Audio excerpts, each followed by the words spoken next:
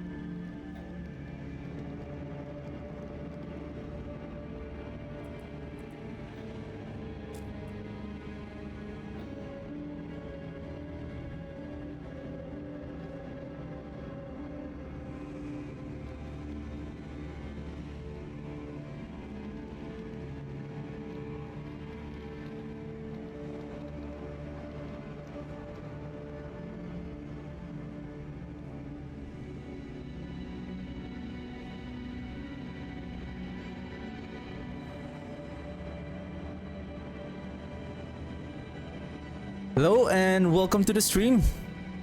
Hope everyone is having a wonderful day and excited to play today. It's time to let's try the Bloodlands. I don't know what's going to happen, especially we're talking about another blood build who is going to use the overpower mechanic that is heavily changed, that affected most of our overpowering builds, but we'll see. Basically, I failed.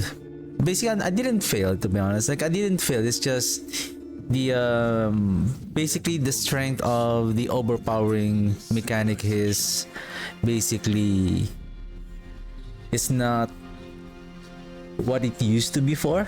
So anyway, what is this Bloodlands?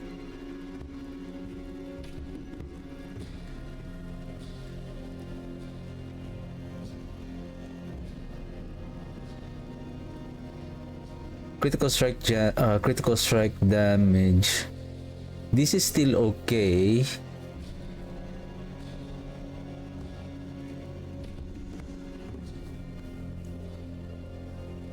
The thing is, where can I place these items?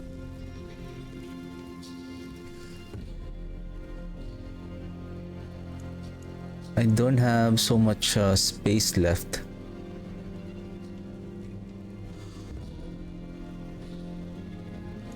Yeah, I don't have so much space. I need probably... I can use this one for a while. Essence per second and armor, maybe this one also, but the glove is not. Indira's memory is still okay. Boots, soul rift, still okay. This one is out. These three right here. Then this one, I have a better one. On the ring, I need attack speed. I have a better ring. And then where is our mutilator plate? Let me use this one for a while, because this is a magnificent triple GA with the high roll on the increased damage. And then the Banished Lord Talisman, and I believe I have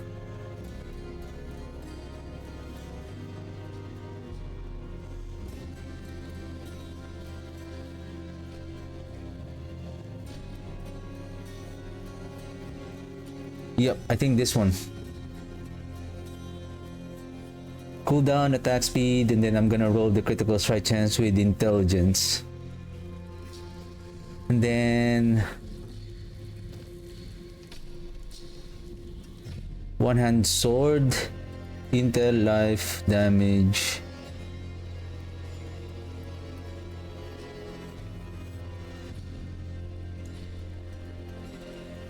Do I have a better sword?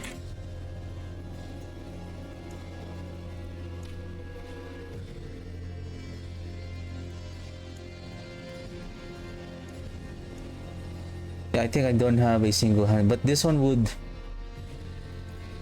will work for now. And then I need an offhand. Blood surge, life, resource cost, cooldown reduction. Probably this one is okay. We're gonna replace the blood surge. Then let's equip this one. Oh yeah, now basically we don't need this armor because we have the mutilator plate.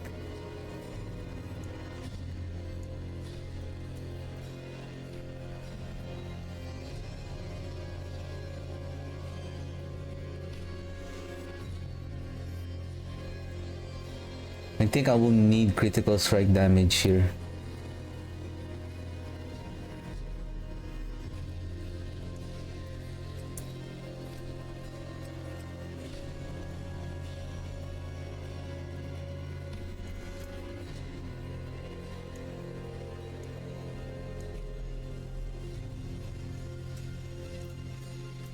Okay.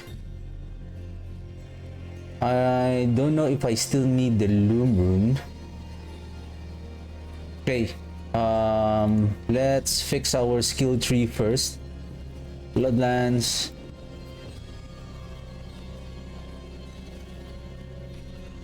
Eight, 5, this one, and then increase critical strike damage and overpower. Maybe I need this one. This one is okay. This one. Necrotic carapace. We need corpse tendrils. I wonder if do I still need a movement speed?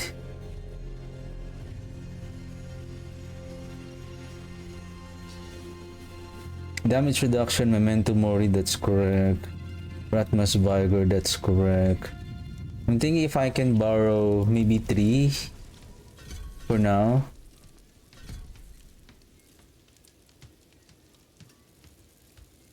Maybe I don't need a Grim Harvest. Maybe I can put you here for additional cooldown. Okay. Skill is okay.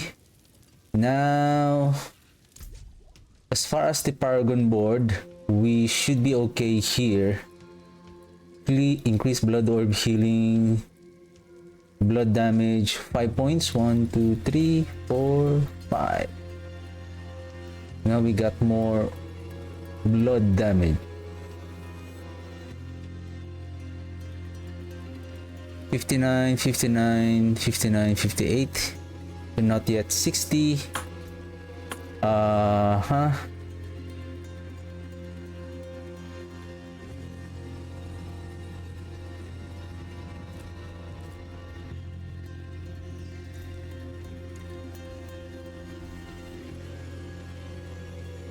I think I will need this.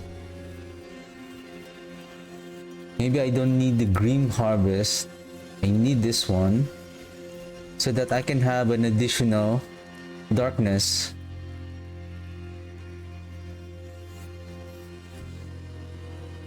Or no need. Oh yeah, I need this one because I need to do a corpse consumption. So basically we need at least we have another darkness skill for the Reaper's Pursuit. Okay. I'm thinking maybe Seer and Gar. Seer, then Gar.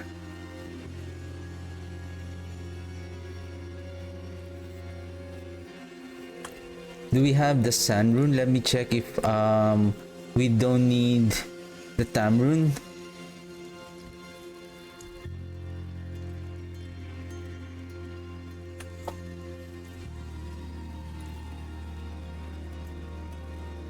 Okay, we need diamond.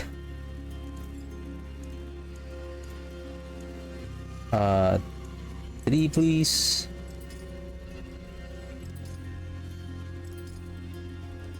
And then this one will add an emerald here.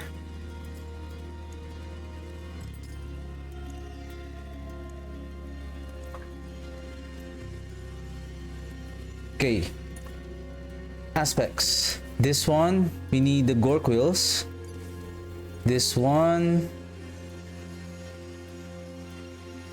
give me a second. This one should be, let's go with the ring first. This one is the Bloodseeker's aspect, Ratmus chosen. Then this one is, I think this is sacrificial already. I'm thinking whether maybe Great Feast.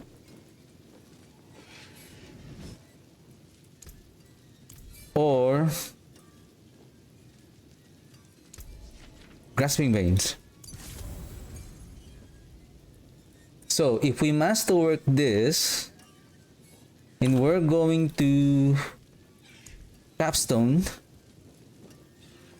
the chance for Bloodlands to deal double damage.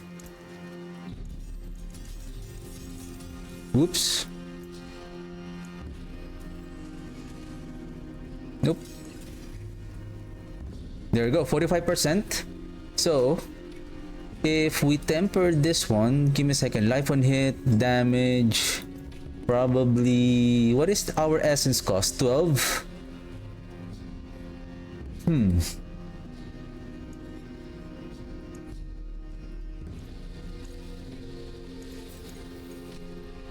Maybe resource cost?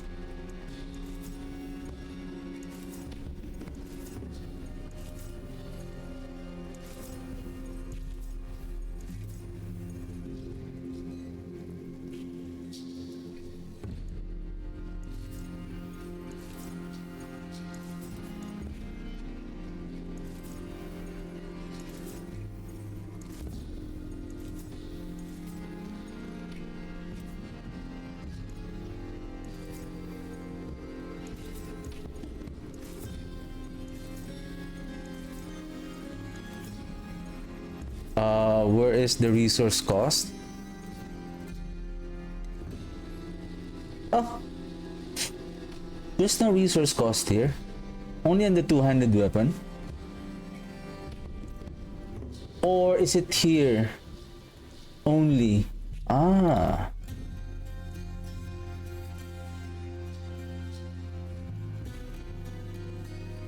Boo. Boo. Okay. Anyway. So temper. We temper for the Bloodlands to deal double damage.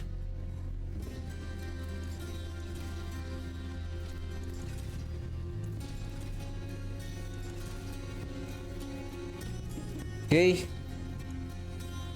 Then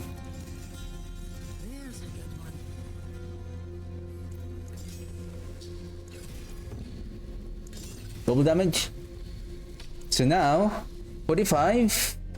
So now we have, does it show here? I don't think so.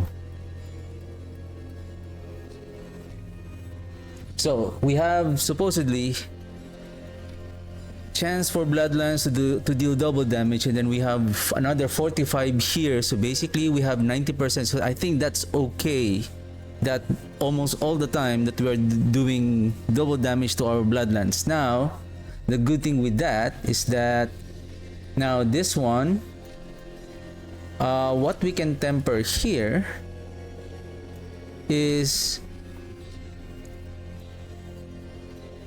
now critical strike damage.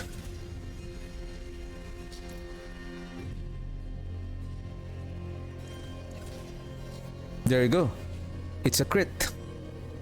That's good. Welcome to my home. Now on our rings, we need to find the blood attack speed.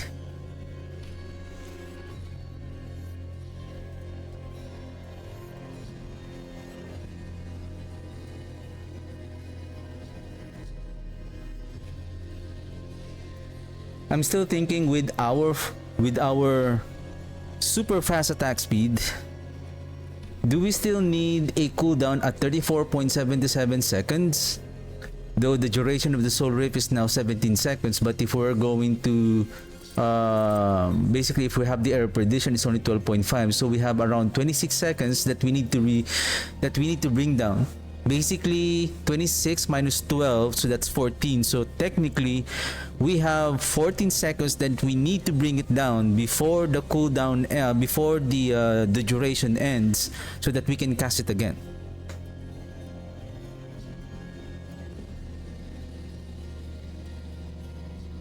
No, I'm wrong. So basically it's 12, right? So sorry. So basically, what is the difference? 26. So basically it's really 26 that we need to bring it down within 12 seconds.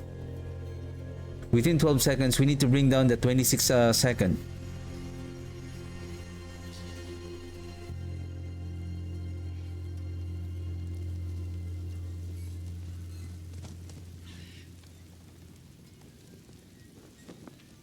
Give me a second.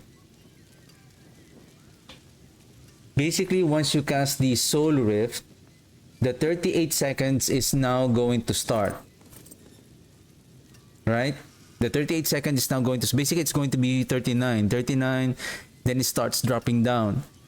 We have a duration of 12.5. We minus that, so that's... We have... So by the time that the cooldown of the Soul Rift end, there is a remaining 26 seconds. So yeah, the 26 seconds. So technically, we have a very short window time, which is 12.5 seconds, that we need to bring down the Soul Rift duration to 0, so that we can cast it again. So I think the cooldown reduction here, now basically I have a cooldown reduction here already, so it's already 38, because what I'm thinking is, what if we don't need the cooldown, but we can use a maybe additional critical strike damage on one of the affix, but it seems like we need it anyway.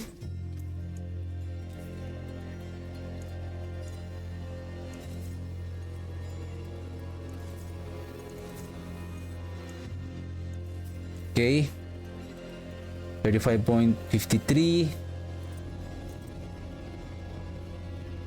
Gore Quills, Grasping Veins, Sacrificial, Ratmas Chosen, Bloodseeker, and then Curse Aura, Metamorphosis, Crit Chance, that's good, Overpower, and then Critical Strike Damage.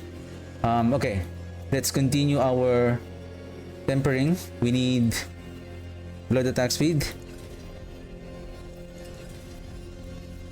Gotcha, thank you.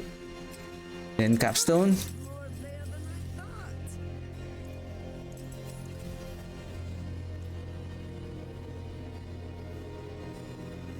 I knew it. It's not the temper affix, because if it's a temper affix, it's 24.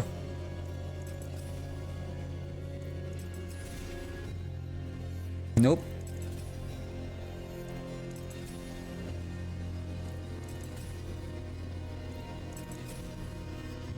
Nope. There you go. That's the one. Okay, let's add intelligence here. Critical strike chance. Let's replace this with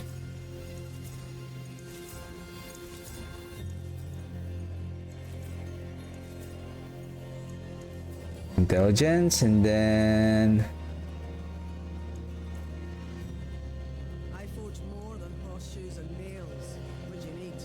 blood attack speed.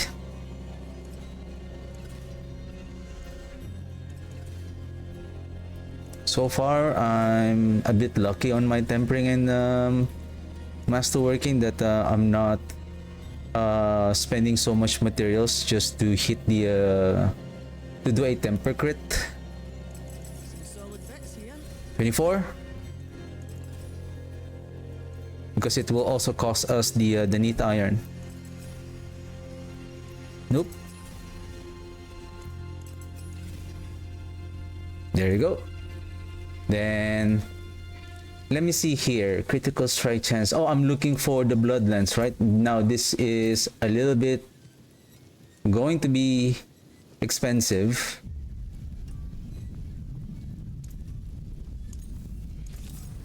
Wow. Wow. Thank you.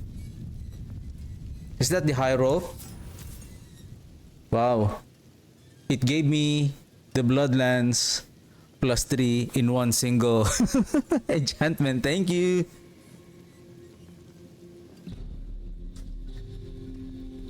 See if you're kind with the NPC.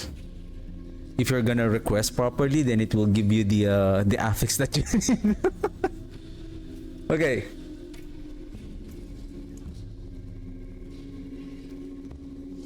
Especially when you say, oh, hey sir, I'm broke. Then the NPC would know, like, oh, okay, you're broke, okay.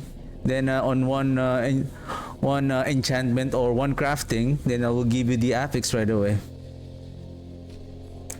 Okay, tempering. So we still need now tempering. This is what is our critical? Oh, critical 7 attack speed. So we have. So right now, combined with your weapon, your total attack speed now is 2 attacks per second, and that is 77.5%. The maximum attack speed is basically 100%. However, if you have aspects or other sources of attack speed that will be added, not a passive attack speed like those affixes, those are fixed. When you equip it, that's flat attack speed. Same thing with the attack speed that we have on our Paragon board, on our Frailty. So once we invested on those attack speed, that's the that is part of the first bucket of the attack speed, which is 100%. Now we have the Ratmus Chosen. This is an activated attack speed. This will add on top of your, if you are 100%, this will add on top your 100%. So now you will have 150 attack speed. Now that we have this blood attack speed, we have 2 now here. And right now we have 77.5. If we have the Ratmus Chosen, that's add an additional 50% on top of that. So now we have 125. We have 48 here, 25, basic 28, so that's 49. So 120, 127. No, Ratmus Chosen is 55 at maximum bonus. So 132 plus 49, so that's 181 now. Okay, 181. Then we have the blood attack speed here.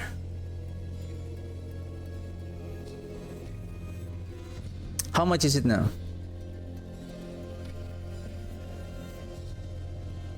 Basically what we need is 200. 181, right? So plus 40. So where am I already?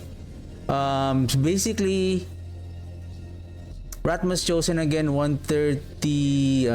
Sorry, I lost my count. 77 plus 55, so that's 132 plus 49, so that's 181. Currently, we are at 181. Basically, by just adding this one, another attack speed here. So basically, we are at 200% additional bonus attack speed. So I'm expecting that we are doing 3 attacks per second. That fast.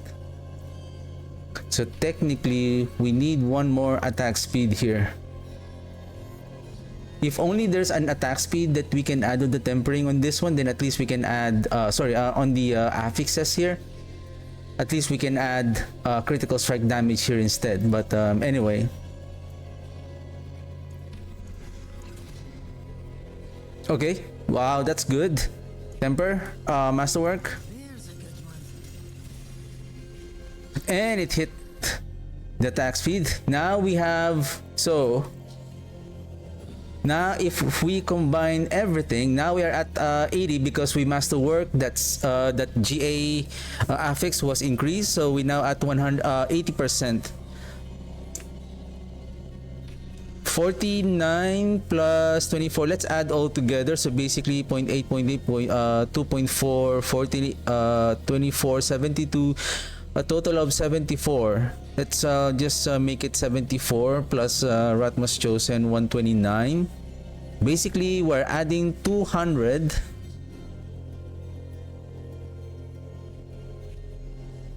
%.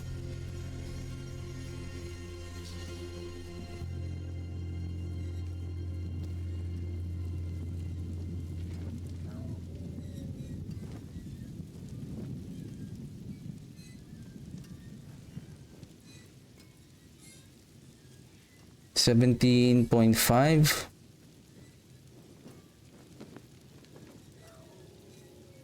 Yeah. Okay. Now let's master work. The final item.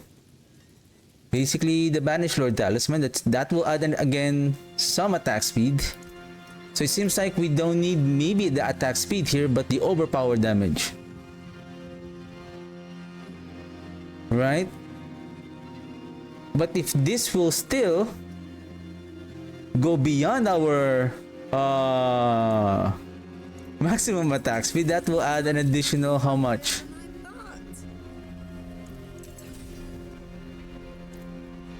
Right? It added 7.5. Not that much, but so I think I didn't miss anything. I have fixed all the aspects. I have the blood orbs ready. Blighted. We're good to go. Corpse Explosion is here. Flesh Eater is here.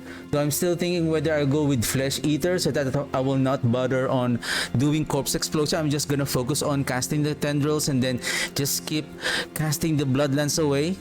And then instead of this one, Send of Death.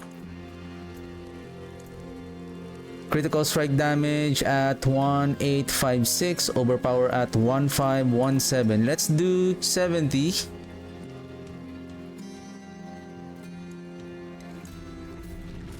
And let's see how it goes. All right. Let's see. Let's see.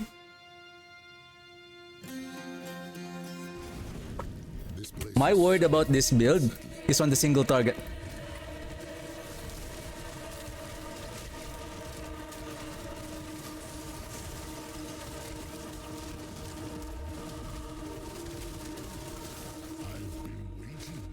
Well, not bad so far.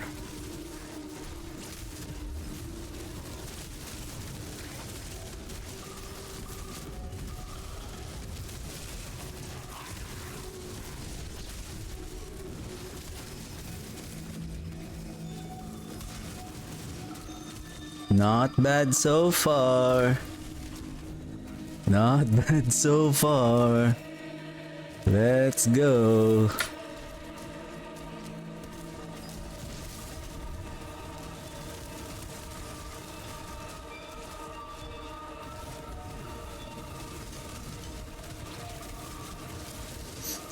I'm thinking if we can now 30.6, can we reduce the cooldown? That's also what I'm thinking. If we can, do we still need with our super fast attack speed? Look at that attack speed. That is insane. I think if we are attacking 300%, I think it's better to test it on the training dummy. If we are attacking 3 attacks per second,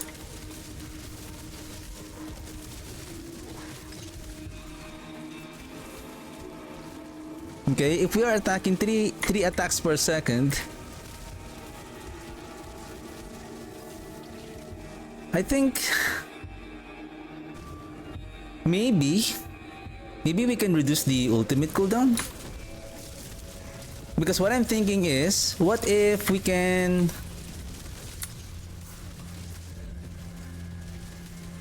add the corpse tendrils radius?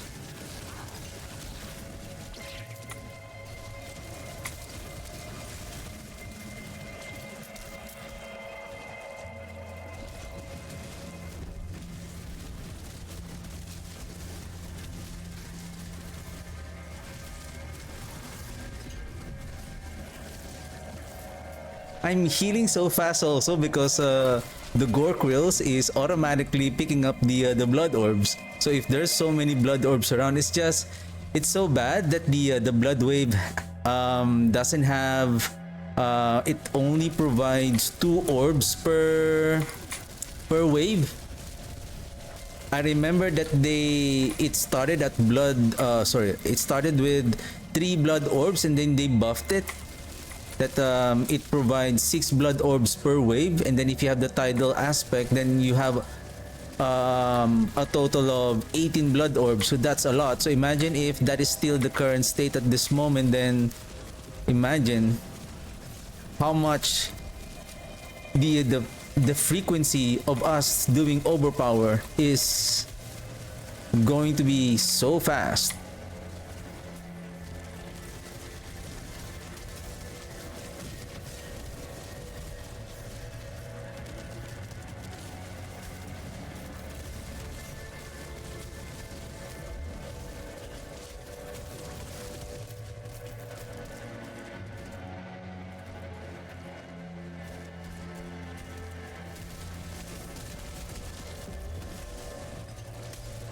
I don't like this map.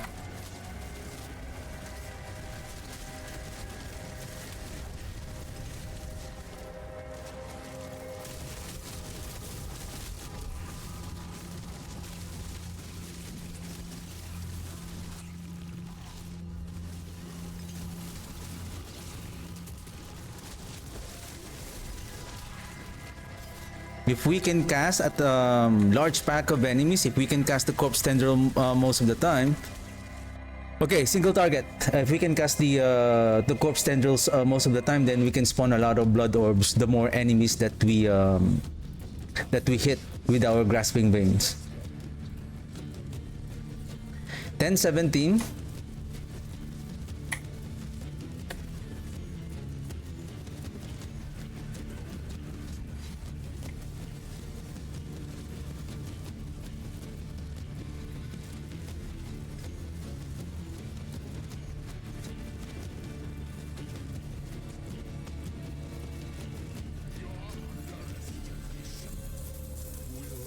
That is not bad. 20,000 life. I think that is because of the mutilator plate. Nice. Well, that is not bad. The only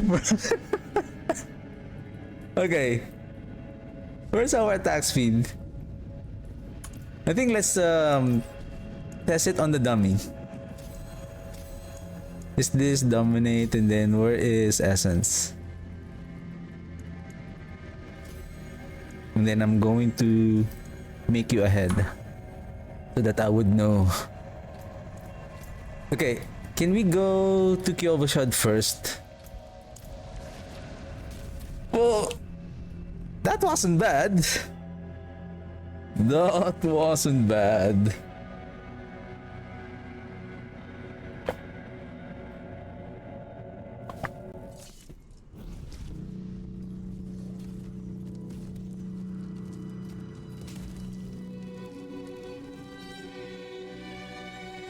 What if we use a 200 sword and then we place the grasping veins there? Okay, am I using Gar? By the way, what is our critical strike chance? Critical strike chance at 56 if we use, well, basically with Gar and with the grasping veins activated, so basically we have a total of critical strike chance of 100% already.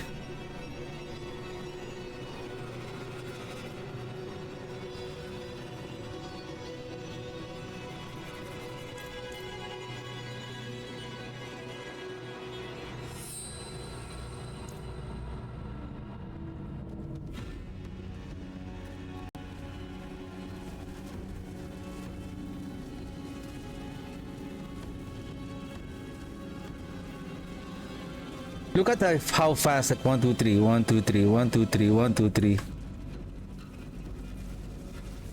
And the sand rune is so quickly activated.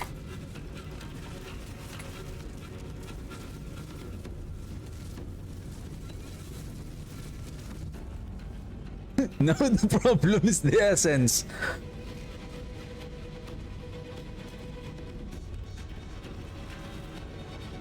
Do we have a, where's the occultist? Do we have lucky hit up to 15% chance to restore up to 10 primary resource? Maybe this is enough.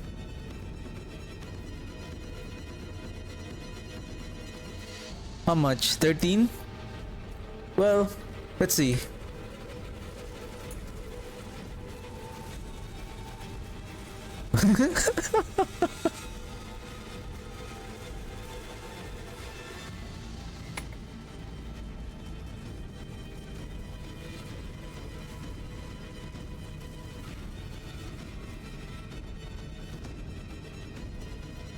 Why the lucky hit from the curse aura is not activating?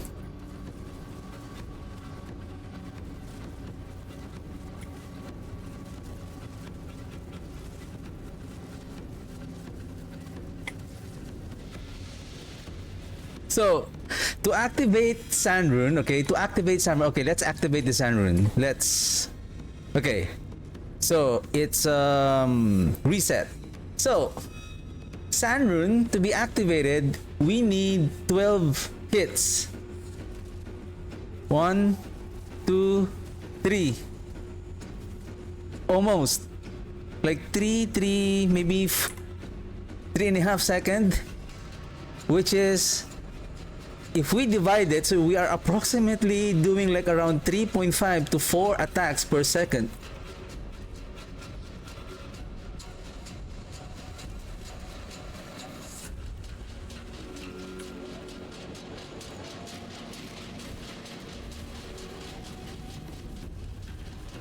One, see? It's so fast. Boop. 1, 2, 1, 2, attack. 1, 2. So basically,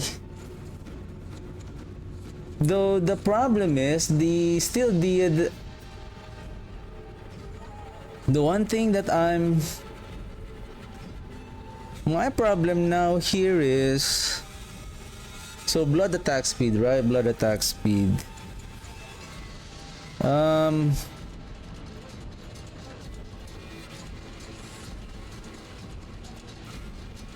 I mean, we can add again another soul rift duration here. What I'm also planning to do is, if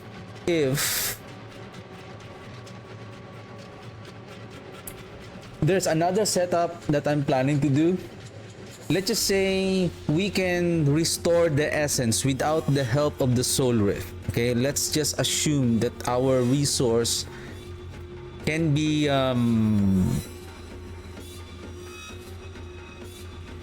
sustained somehow. What if I use, instead of this offhand, I use the lidless wall that will increase our attack speed when we have the maximum bone storm up to 5, which will increase our critical strike damage by double. So if right now I have 1724, if I remove this, so I'm losing 700, but that one will become double. But how come I only have 1724? That's it?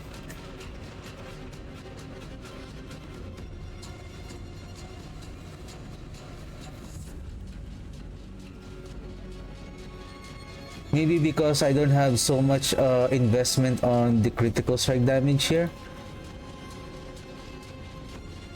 Plus our essence is not yet at high level.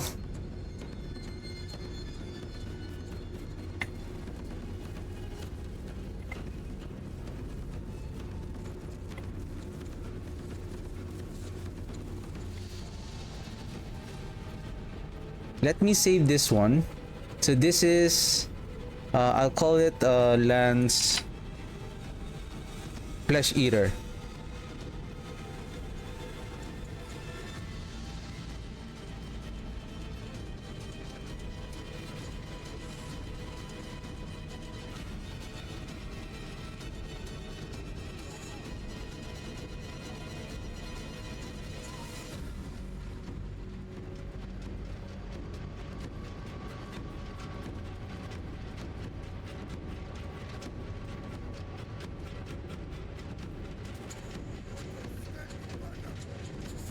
Pen of Death. But where should I go? Should I go here? This is maximum life here. Maybe I should go this way, grabbing this, then heading this way.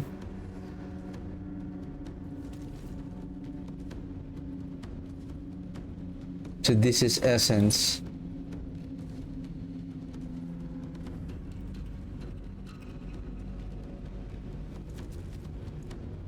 $43.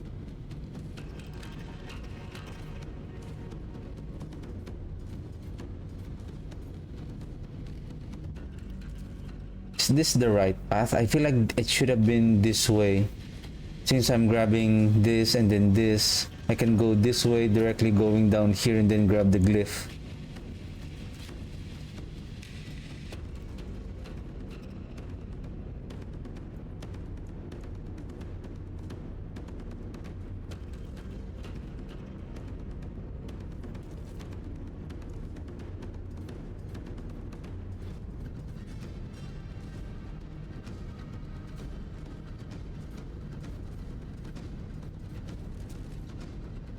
%15% resist, 15% armor, and deal 30% increased critical strike damage. It seems like they changed this one. Now with more resist, then that's good, right? For more armor and resistance.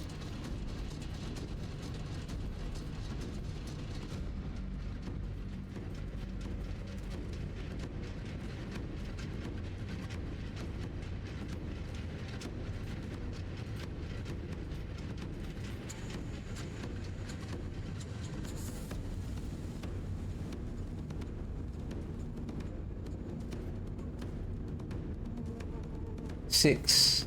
This one is already active. Oh, I'm short. Why?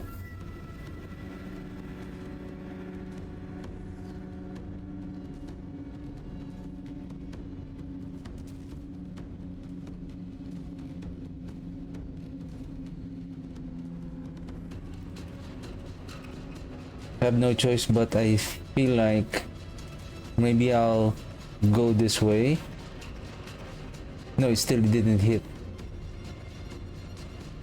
There's no point. Well, I think I have no choice, but I'll just add one here. And we start traveling here. I'm short by 1 point. Maybe let's grab this one. And then this one, because we have already 15% resistances here. Let's maximize the life.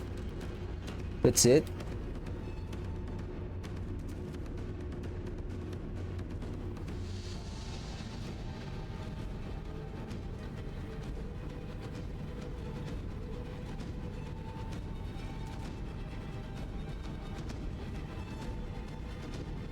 Maybe we should go there.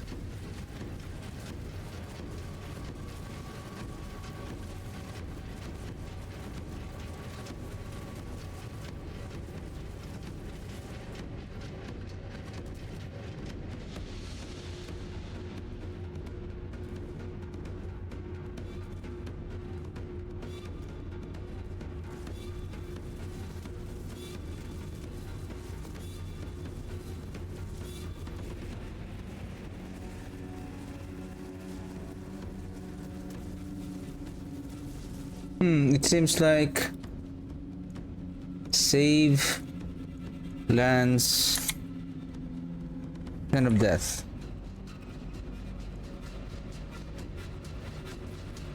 Whip.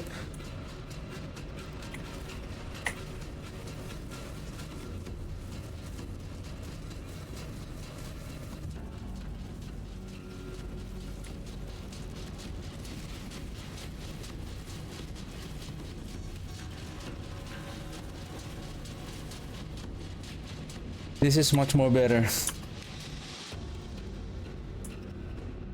Anyway, alright, let's continue. doing the pit. Let's increase our glyph.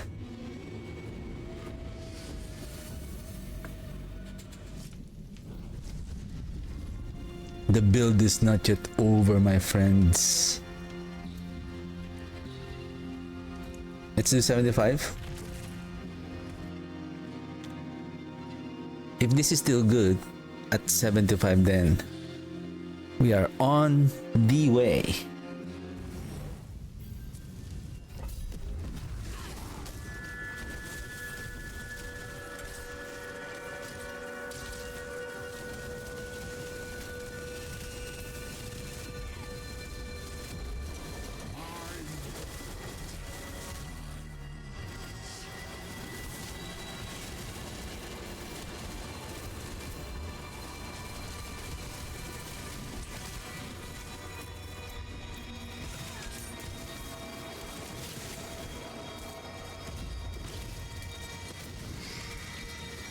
Right, let's bring in the fun.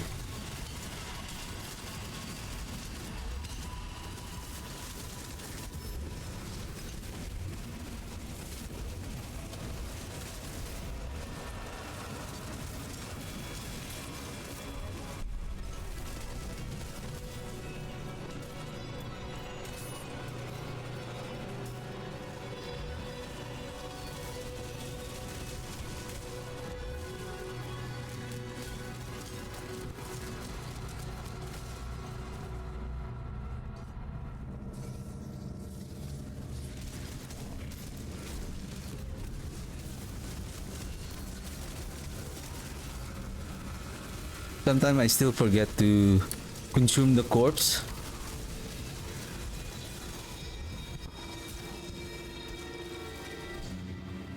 So imagine if the ring of the sacrilegious soul is not on the ring, maybe on the boots. That would be amazing.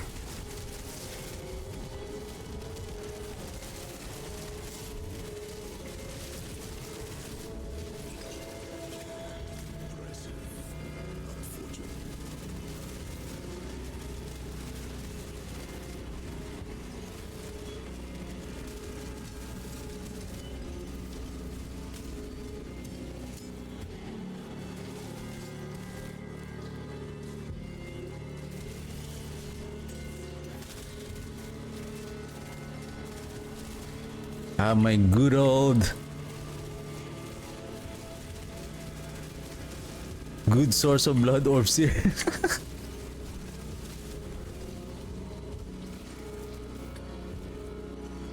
And basically before I started streaming, on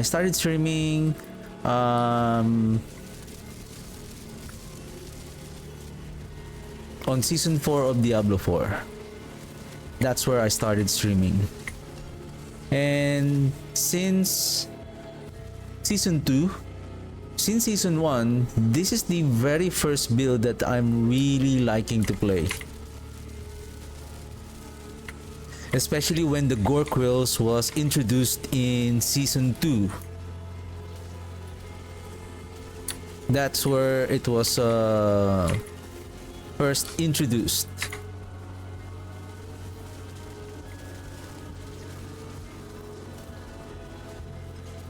And then I've been playing it since season 3, then season 4. I think season 4, that's the time that they have introduced now the Crewers Embrace, that started to basically outperform the Blood Surge, the Bloodlands. Then after that, Overpower was nerfed.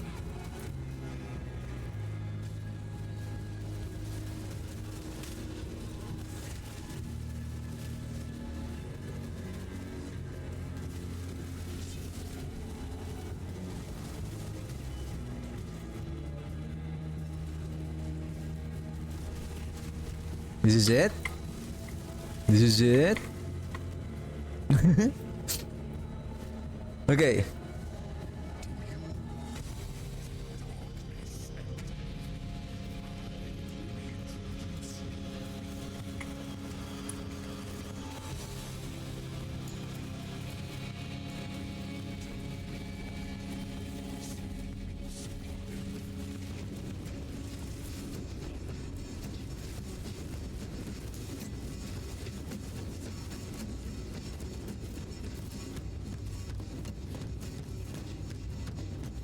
Wow.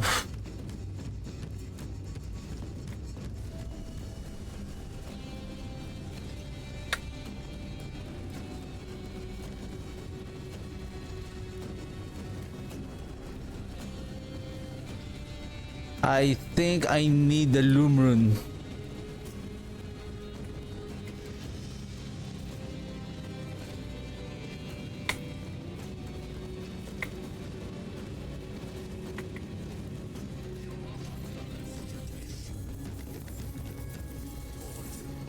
I think I need the Lumrun.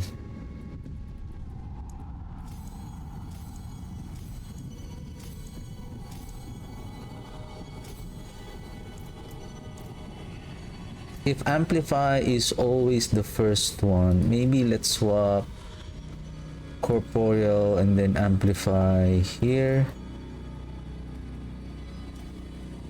Because you will be amplifying the overpowered damage there. Well, 75 is still fine. So we just need to let the glyph to catch up to 65, then we will start climbing. Now,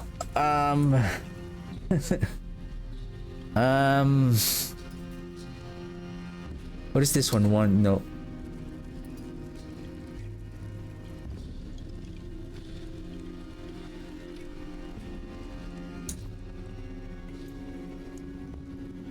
Well, I want the sand rune. I want the sand rune on the Tam.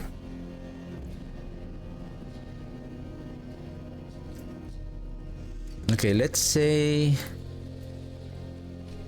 Yeah, the...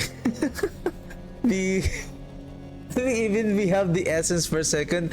I think because we're attacking so fast, like we are spending so much that our essence generation, including the soul rift, cannot keep up. Now, okay, even with the soul rift cannot keep up. Okay, so let's just say I add the Tam rune here.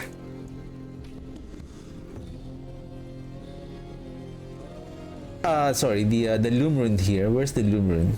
Okay, let's say I add the Loom rune here. So I would say that will provide a good amount of essence.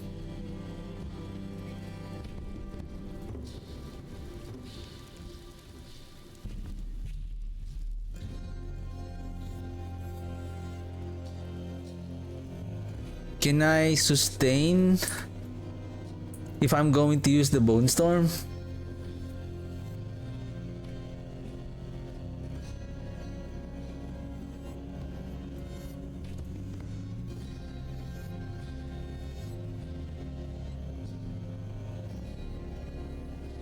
Wow, my armor is only that.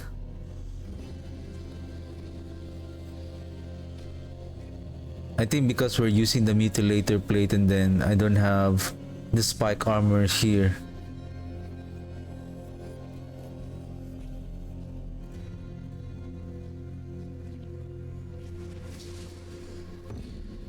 I feel like the affix there instead of the Bloodlands, probably it should be armor.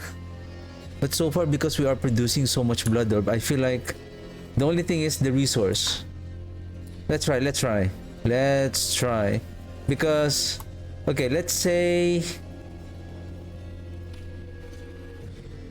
it's such a huge deal that we can still further reduce the cooldown by adding more points here. So if I grab the damage reduction here, considering that we are okay, so we're now at 31.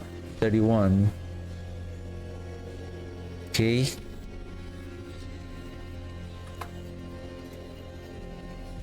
Can I sustain that Bone Storm? And that is adding attack speed. Again, more attack speed and critical strike damage and a bit of damage reduction. If we can sustain this Bone Storm,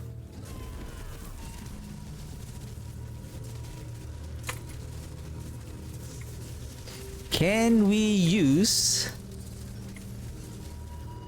the Shielding Storm?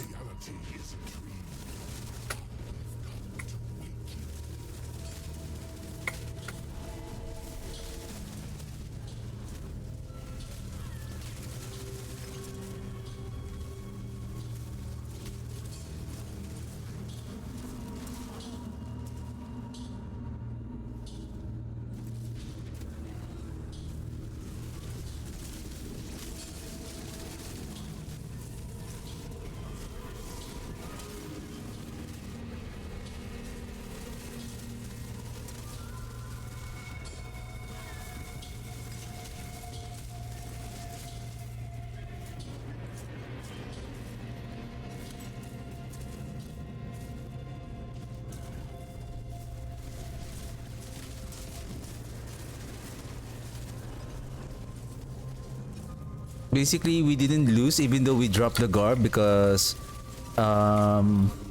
as we can see, we are always overpower critting.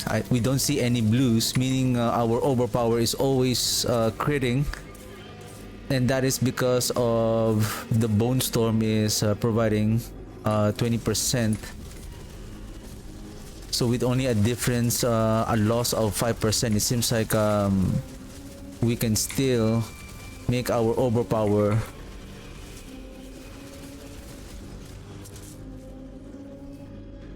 to always crit.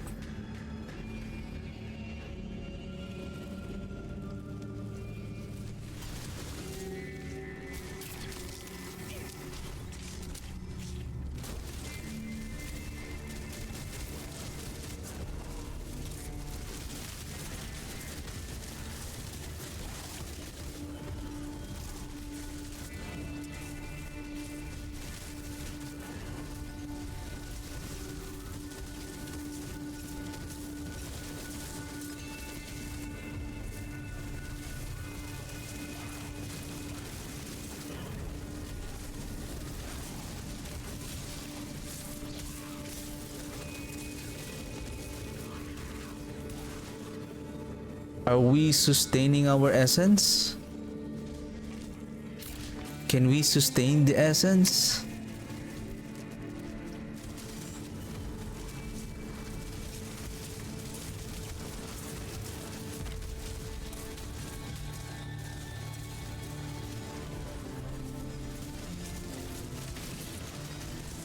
I think we are because of the lucky hit, because there's so many enemies. I think the problem here, the challenge here will be, the real test will be on the single target, which is on the pit boss.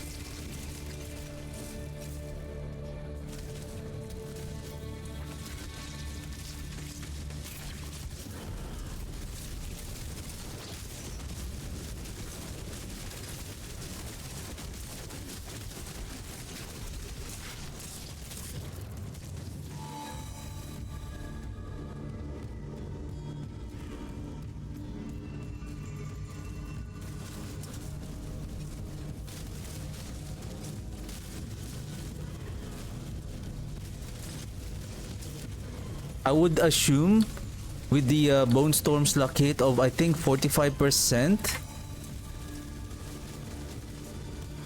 if we're going to use the leadless wall, then we can spawn 4 more Bone Storm on the enemy.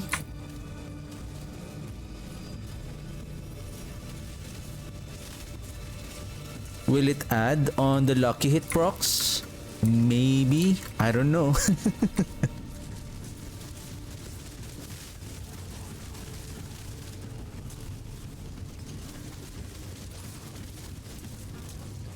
Unless the enemy will be able to one-shot me, I'll be dead.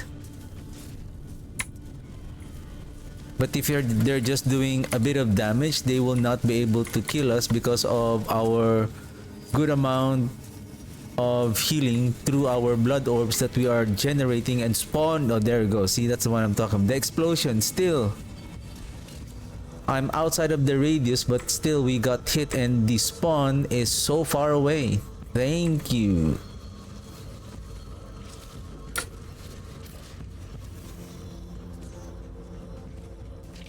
So that's the one I'm talking about. I think, would you guys be enough? No.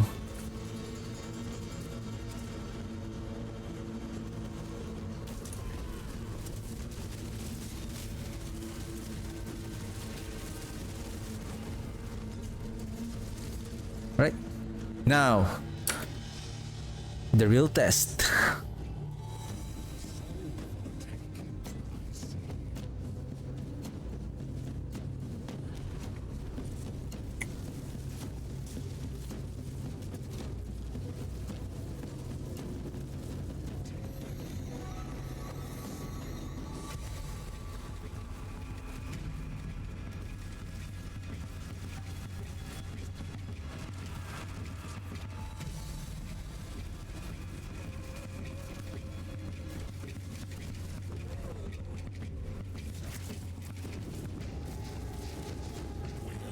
Maybe if we use the Ahu.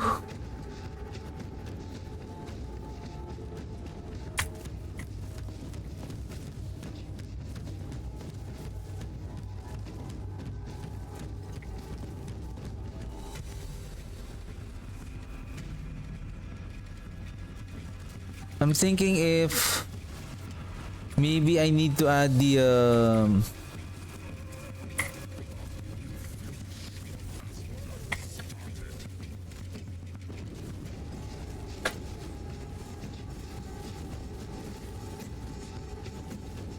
wow, that is insane.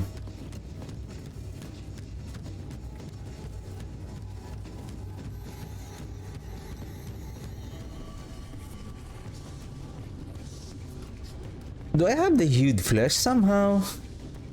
This is 56% lucky hit.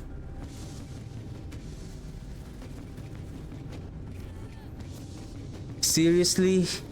That's how long that you can chase? Wow, that's...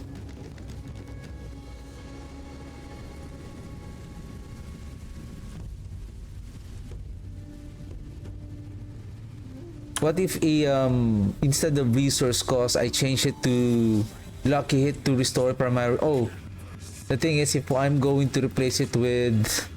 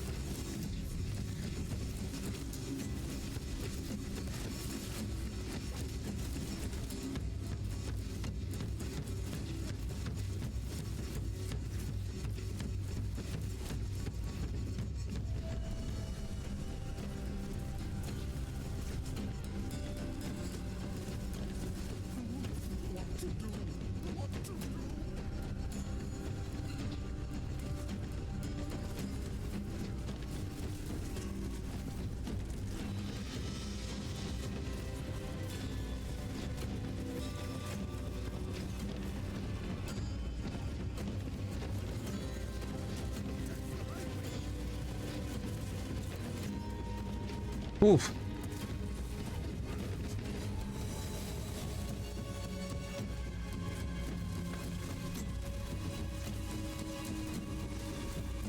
Uh-oh. Uh-oh. Nice one, Elias.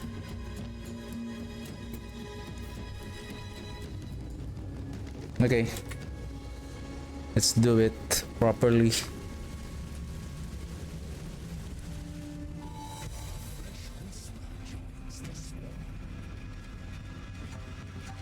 If I'm going to remove the resource cost, that will increase.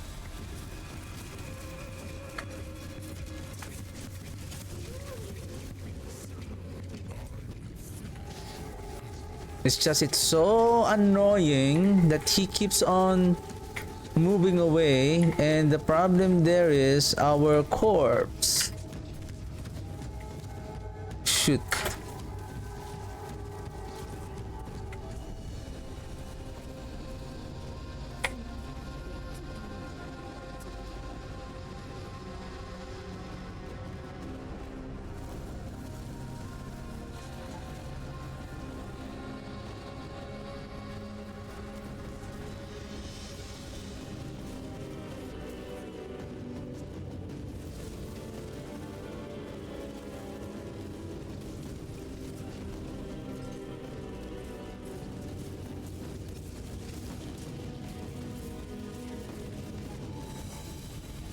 Or let me see. Considering if we're going to use the Bone Storm, what if I use the temper that the Blood Orbs restore essence, even though it's only 6? Will it help? And then in combination with...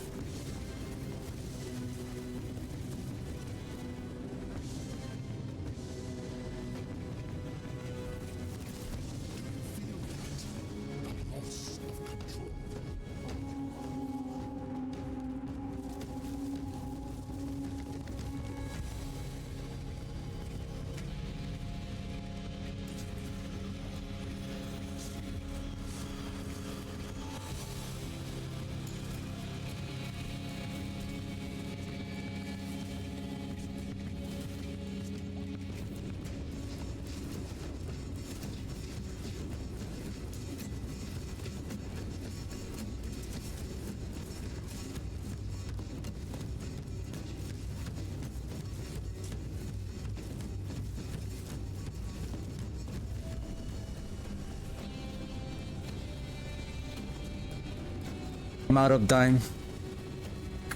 It's okay. It's just I'm running out of essence, that's the only problem. And I don't have the Grim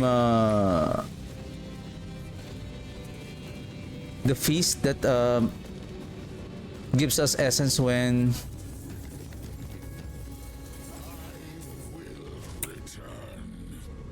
the Loom Rune is not enough.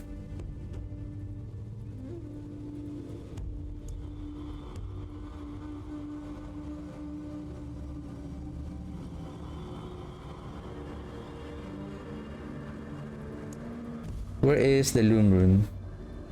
Can I see it?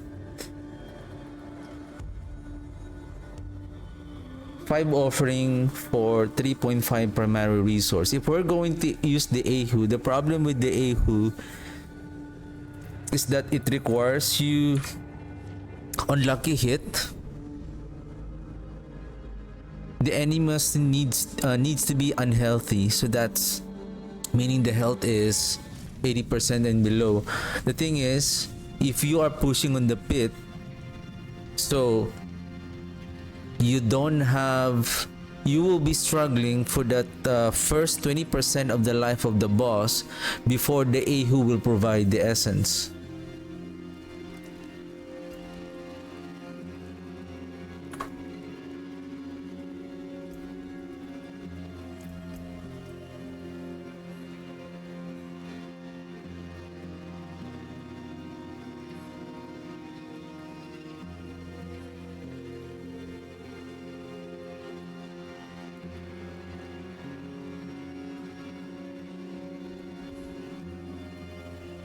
Where can I still get the points? Maybe let me remove that attack speed and then place it here for a while, and then, but if I'm going to add the resource here, then just in case I need to use, okay, let me see, where is the lidless wall? Can we try it now?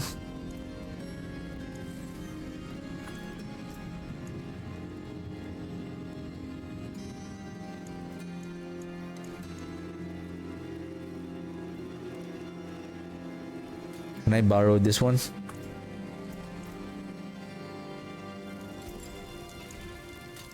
Well done. There is power in these stones.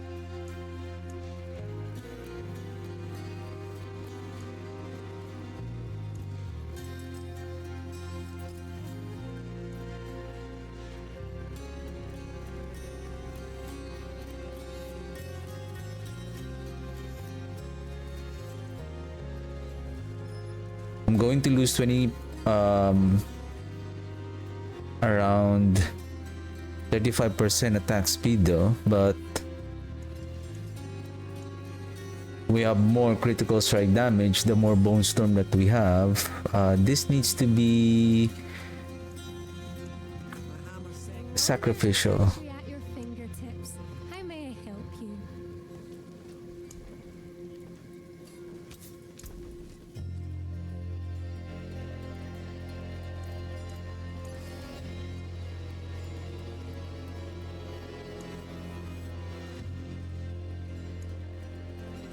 Oh, hold on a second. What did I do? Okay, let's master work this one. Not cooldown, duration.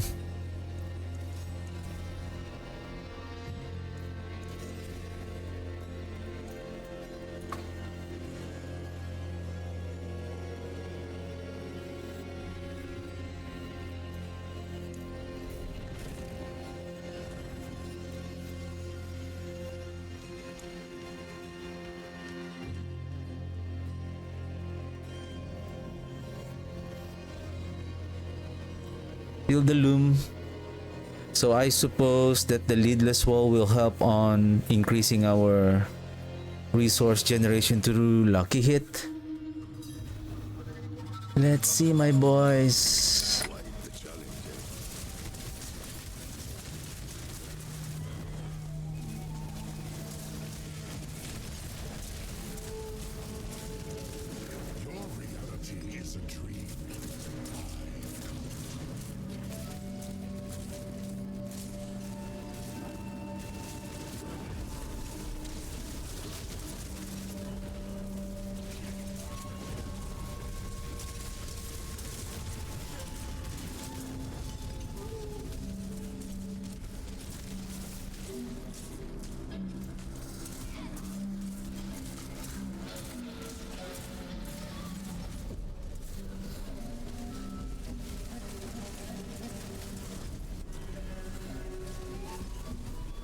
We still have the attack speed, which is good.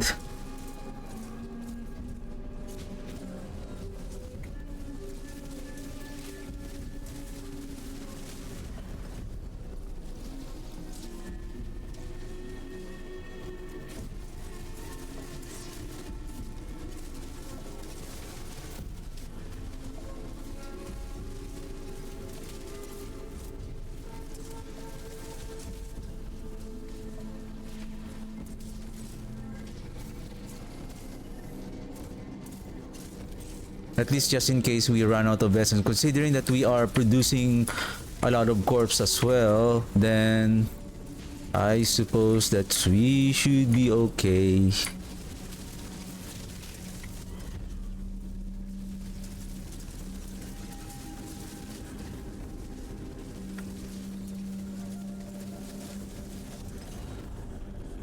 The Bloodseeker's effect, it says that your primary target will have an increased damage to our blood lance and critical strike damage the more lance enemy that we have. The thing is, how would we know which one is the primary target? There is no marker that, hey, this is the primary lance enemy. Maybe to make it clear, maybe they could change it, like the blood lance is prioritizing not just the just saying the primary target. Probably make it more specific. Much more better if they say that the primary target will always be the elite or the boss.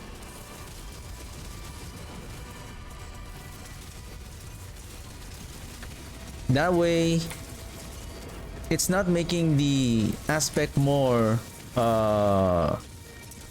super powerful, but it's much more accurate, in my opinion.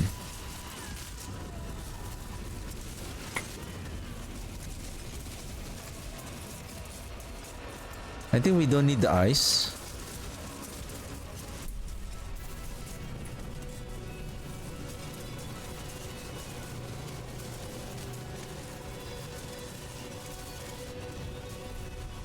Aha, I see 11B, sir.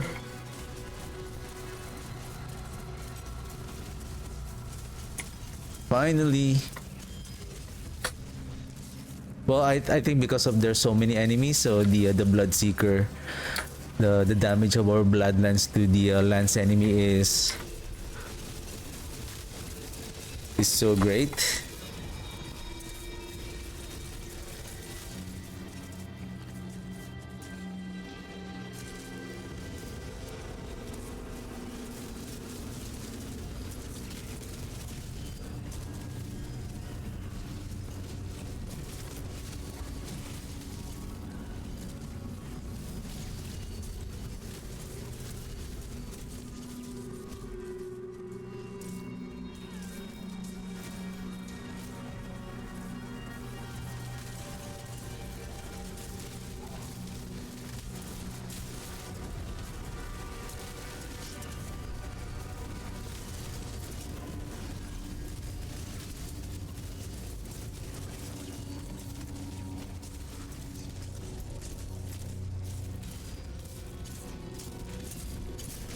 Do we need this silly rare elites?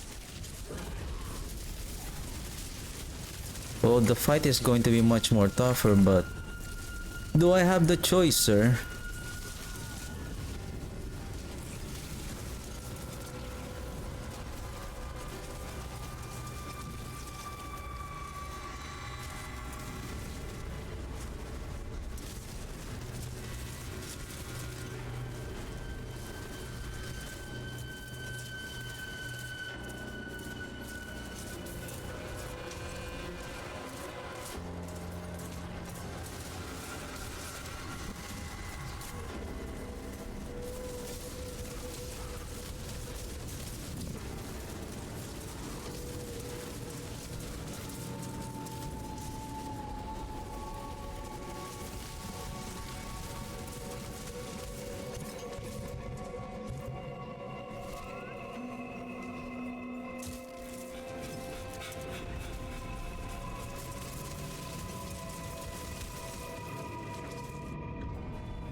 Okay, this is it.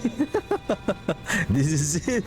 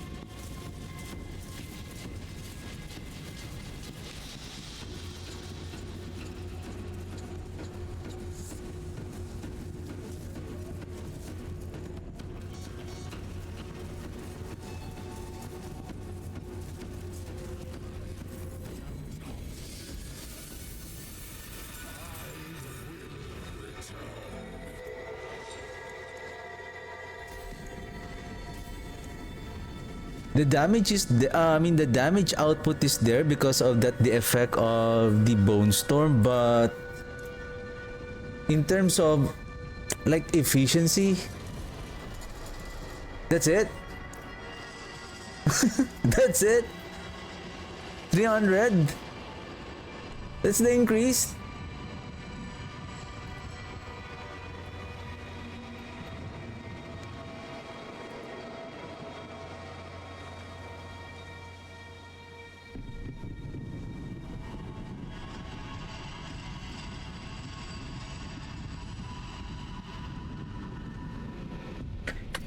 Give me a second with the shield. Well,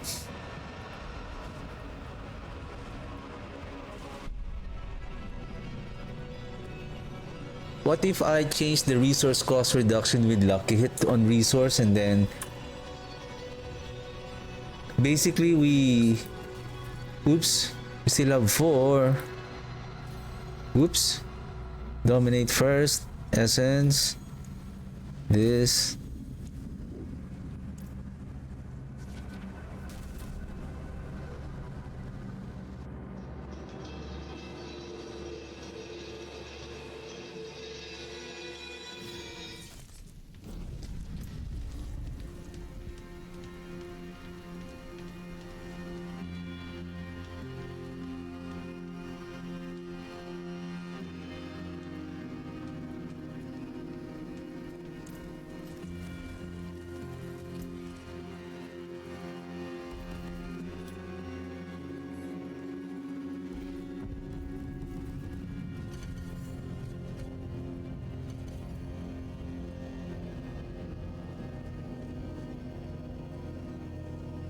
Two more points.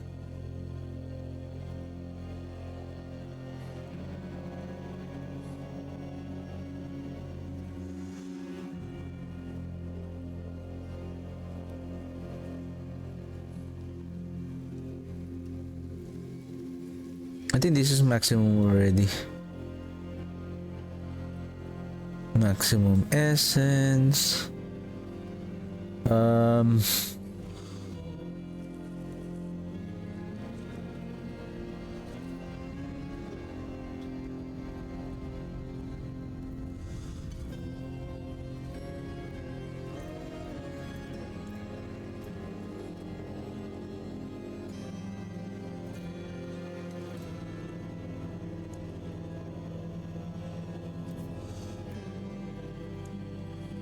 Aspect.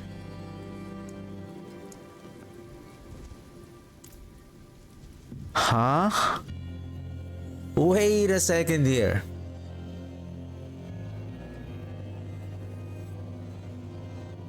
Apply to another. Oh, okay. It says apply to another item. No, give me a second. Apply to another item. What if we add here, for example, Great Feast? Or Hungry Blood? Ah. So, a shield, block damage reduction, block chance, main hand weapon damage. I would say it's the same as the sacrificial. Main, give me a second. Main hand weapon damage 100%.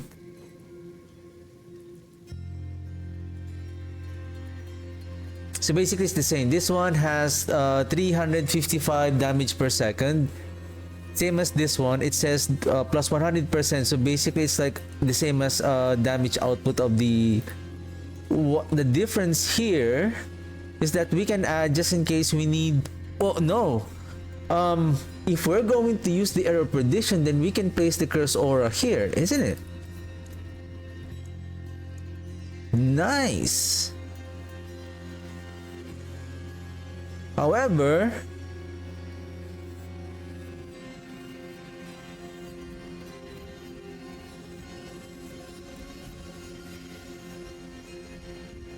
I can use Embalmer here.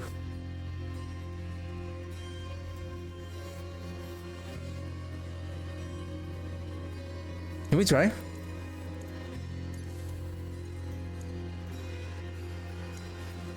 Bright aura. Brighter soul.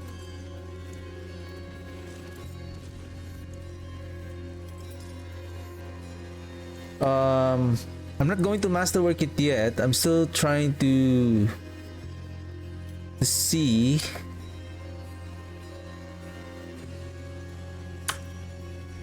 Let's see this one. This is interesting.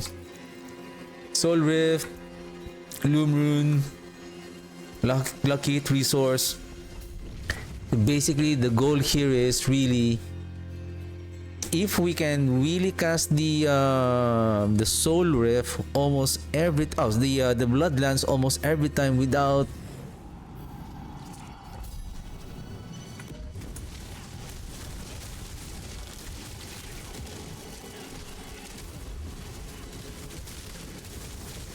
stopping it, that is still efficiency.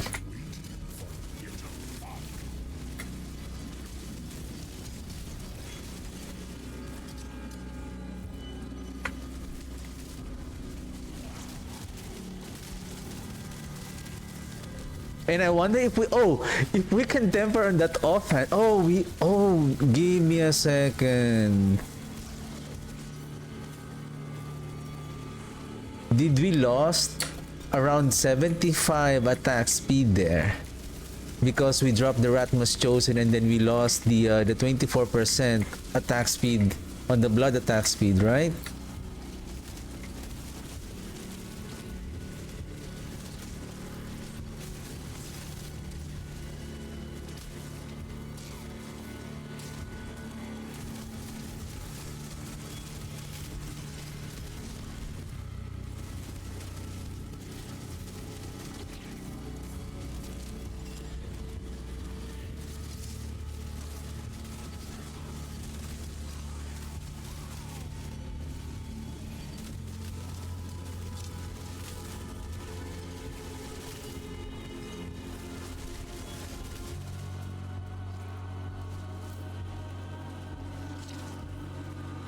I don't know if this bit is a bug. Like what I have noticed is that we cleared almost 50% of this pit in 2 minutes.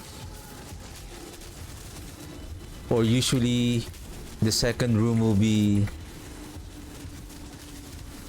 will take longer to clear.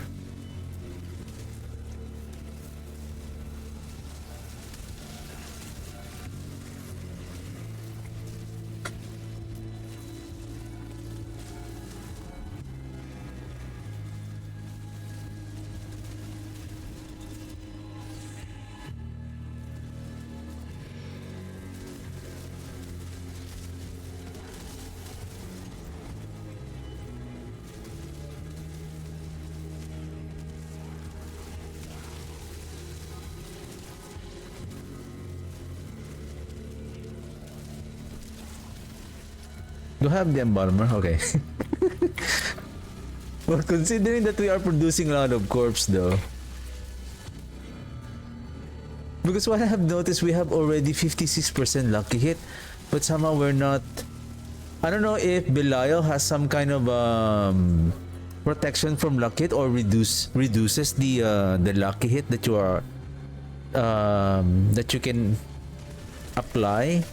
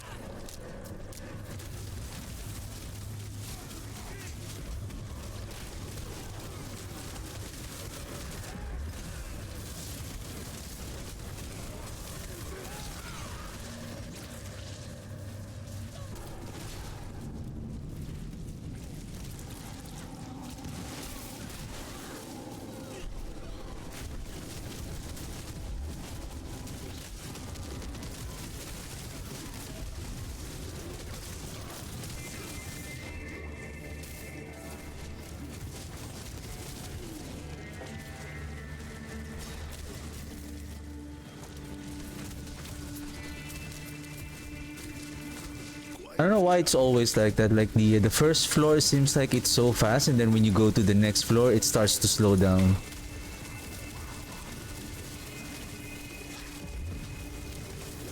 Well, it seems like you're dealing with the same number of enemies.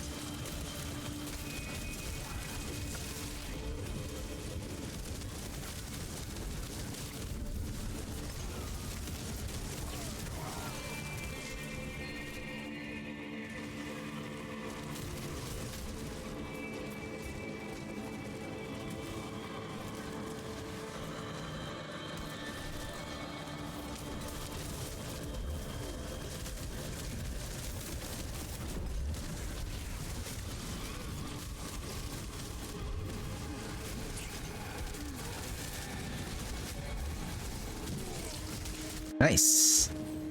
This is it. A fresh whisper joins the swarm.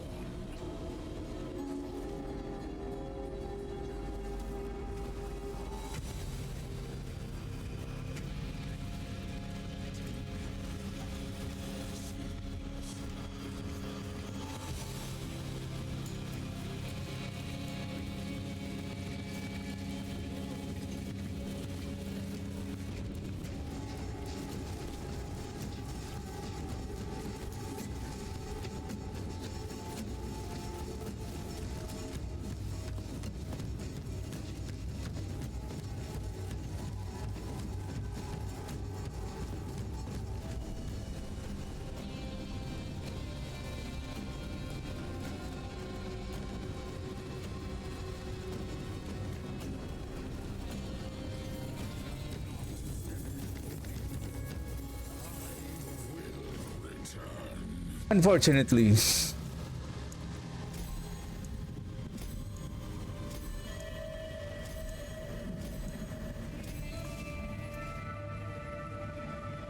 This one is better.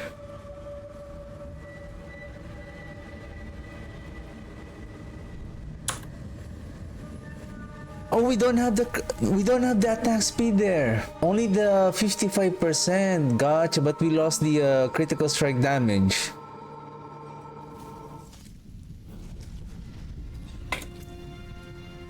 And technically, we can roll the resource cost. It seems like we need the Loom Rune here. What if... Okay. What if we add the Lucky Hit resource there? We're just gonna do a trial and error here. Resource cost.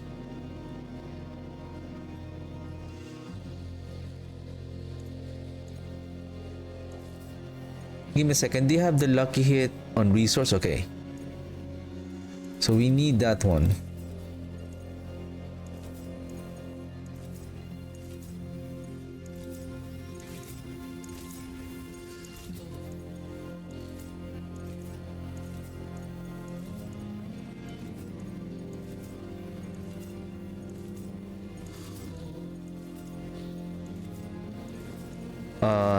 Excuse me?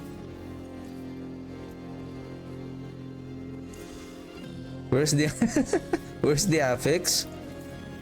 There you go. 7.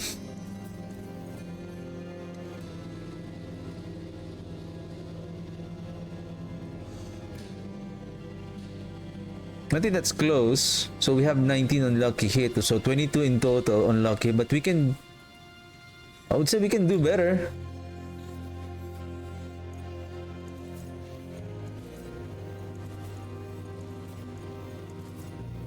There you go. Thank you. And then this one should be Ratma's Chosen.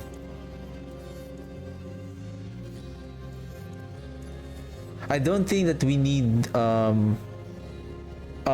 we will have to incorporate, or we will include the Great Feast here, because the Great Feast is going to drain 14 essence per second on our essence. So we are already struggling with our essence, so that is not a good idea.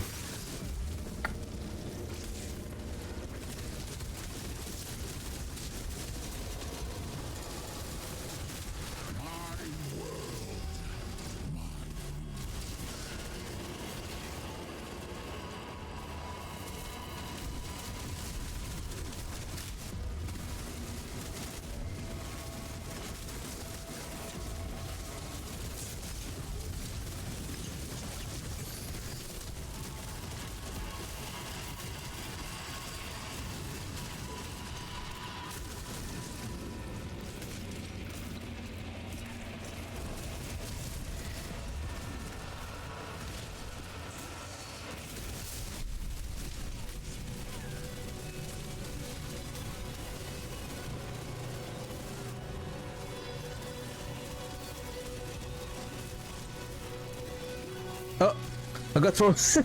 I was looking at my skill bar, and then just watching how fast that I'm resetting everything, and then I'm just pressing number 1 for the bloodlines, and then I noticed like why am I not doing any damage? And then I didn't notice that I got frozen already. What the heck?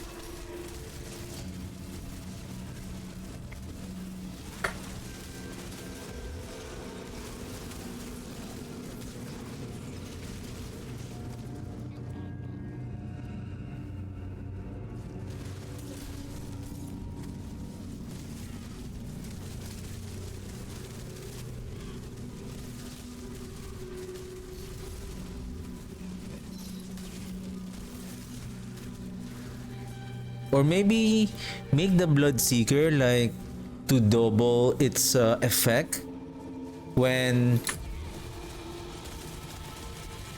to the boss.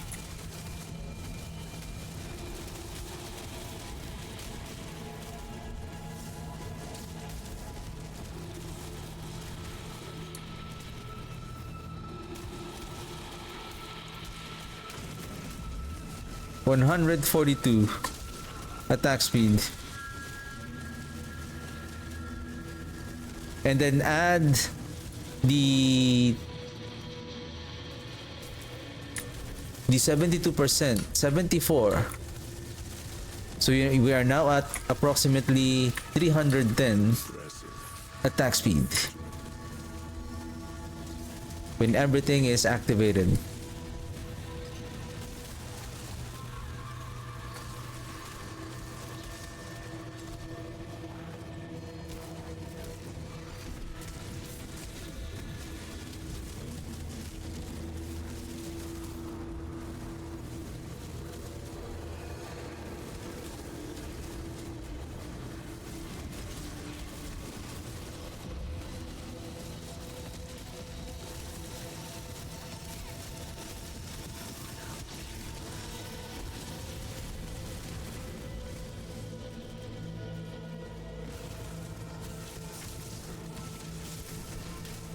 Let's make this as a primary target.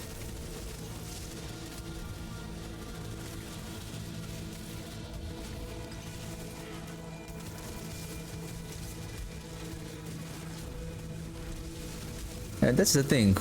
How the Bloodseeker know which one is the primary target?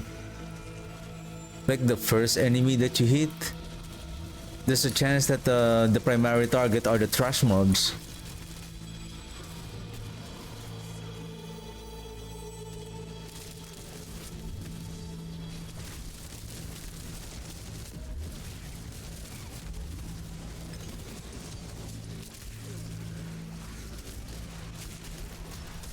Come here, follow me. I need your numbers for the Bloodseeker.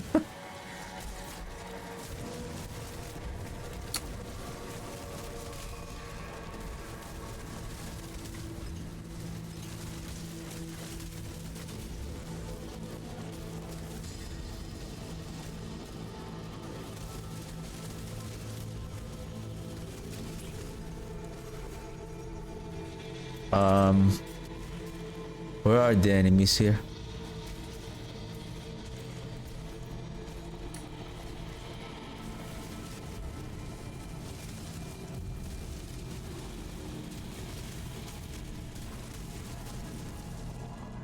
Nice.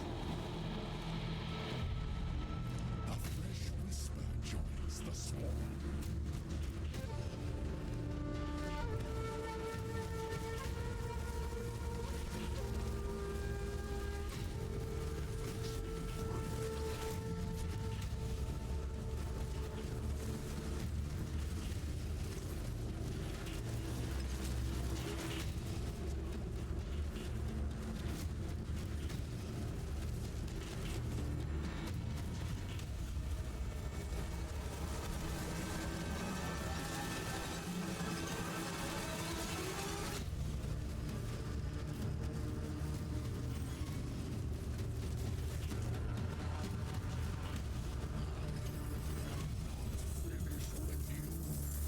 Two-handed mace 2GA.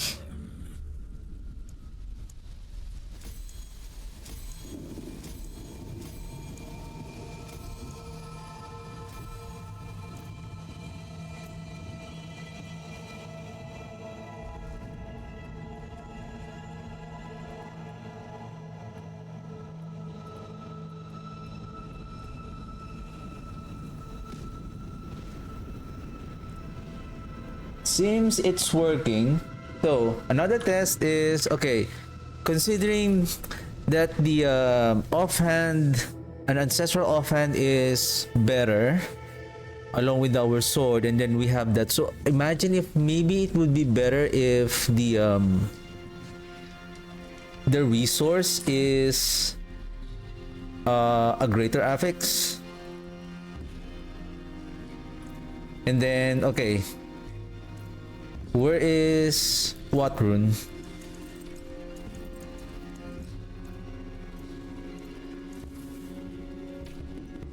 I forge more than horseshoes and nails. What you need?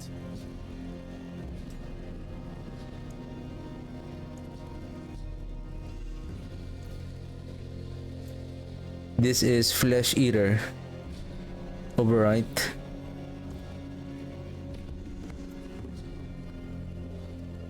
Okay. Flesh Eater. Flesh Eater. Imprint. Only offensive. Okay. What rune?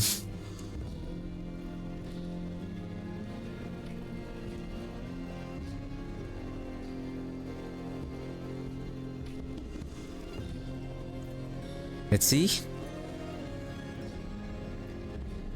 This will quickly kill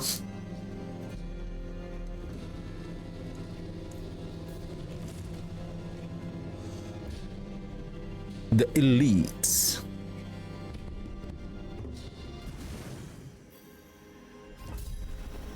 I checked my previous stream. I think back in season 9 when I tried this Bloodlands, and I only managed. I believe I was using the my previous character. No, sorry, not. It uses a fresh glyph. I think it only managed like like around, I think I was able to do 77. It was okay on larger packs because you are spawning a lot of blood orbs when we use the corpse tendrils to a large pack of enemies. The struggle there was on the single target, which is on the pit boss.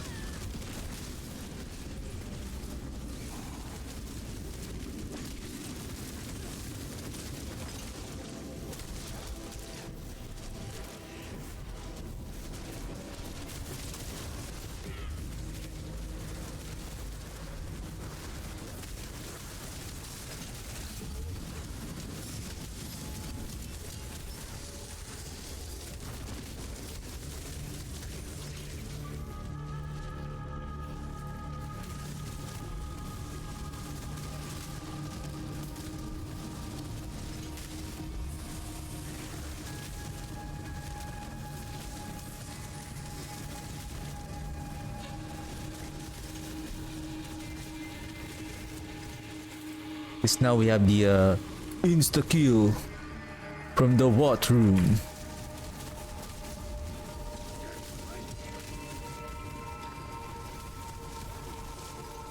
That is amazing how we quickly deleted those enemies. What I want to see this is the its performance on farming the open world activities, like probably if it has probably level 80 glyphs, maybe we can drop the Ratmas Chosen and use a Ring of the Sacrilegious Soul so that your fingers are relaxed, just casting the Soul Rift and then just casting your Bloodlands, since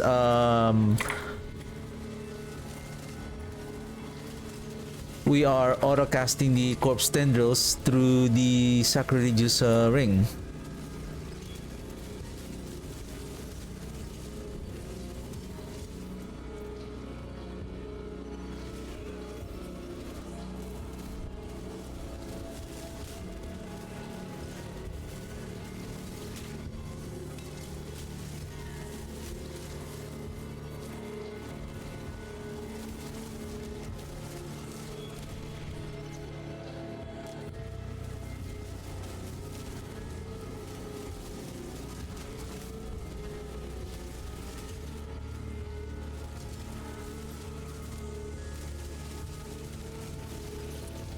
If only we can still add a temper, that we can still add the increase in raid, increased in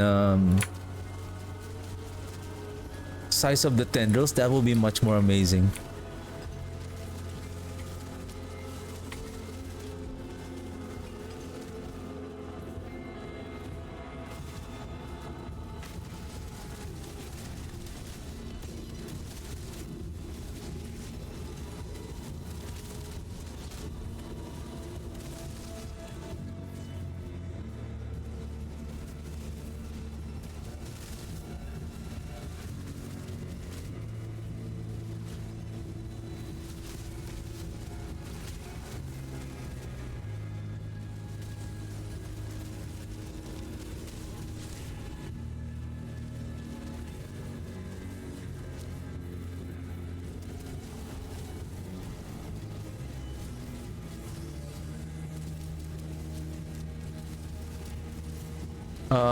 Who is the minion? There you go. Uh-oh. I feel like... Do we have a problem with our essence without the Loom Rune? Uh-oh. Uh-oh. Uh-oh. Uh-oh. Here we go.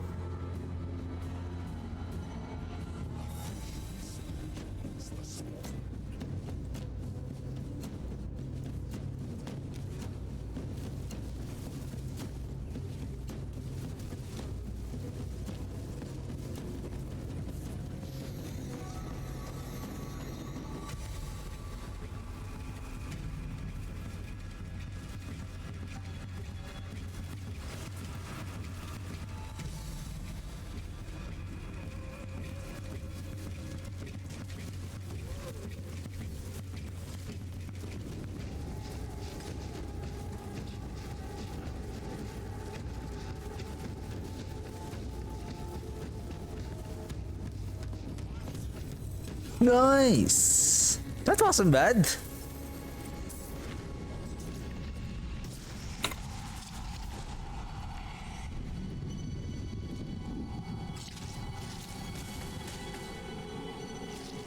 It's working.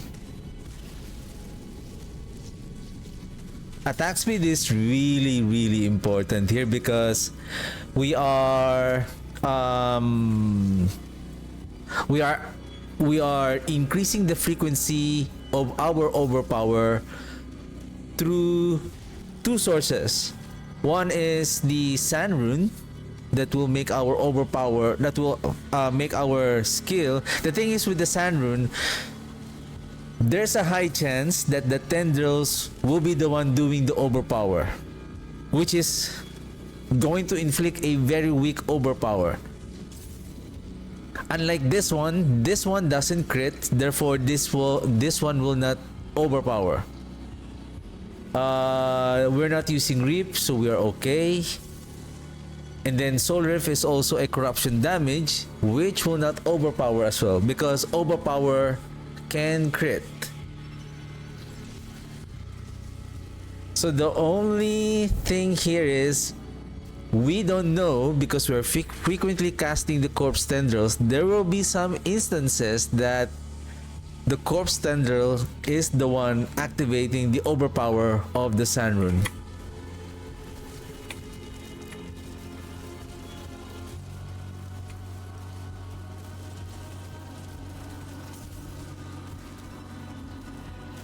I think this one helps the I don't have this one. Oh, that's good.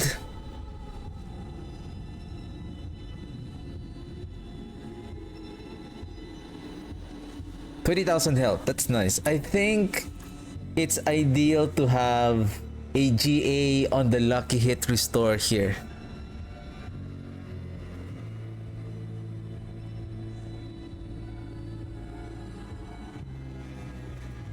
$25 to, yeah, somewhere around that.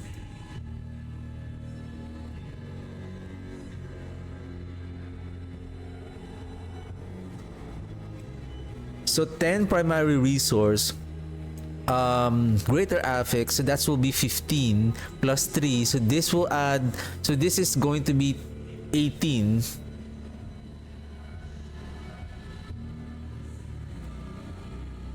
It's so funny that we have a lucky hit of 56%, but somehow I don't see it.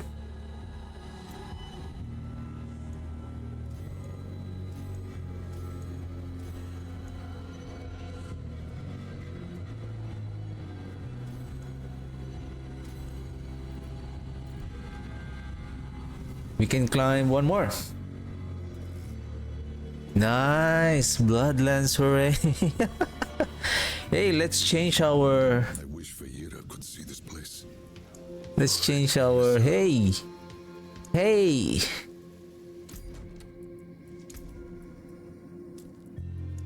Let's change our sword. What is our best sword here? 7 years, 2nd anniversary. Boo. Season of Infernal Chaos.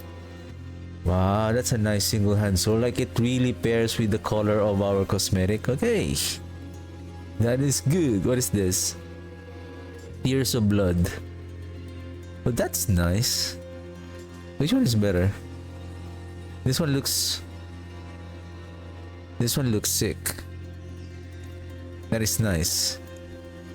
Ensemble. Override.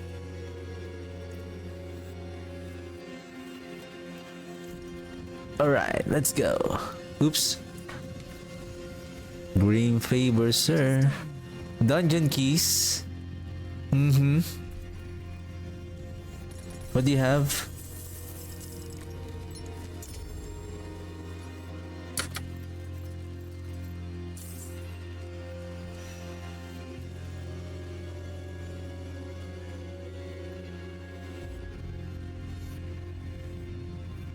So there's 2 Infernal Compass.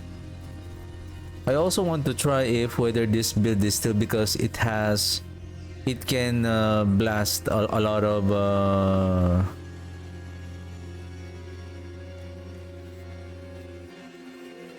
lances, will it be able to is it going to be efficient on farming infernal hordes? Let's buy 20 pieces, precision, then sage whisper, Redamine buzz, and soothing spices.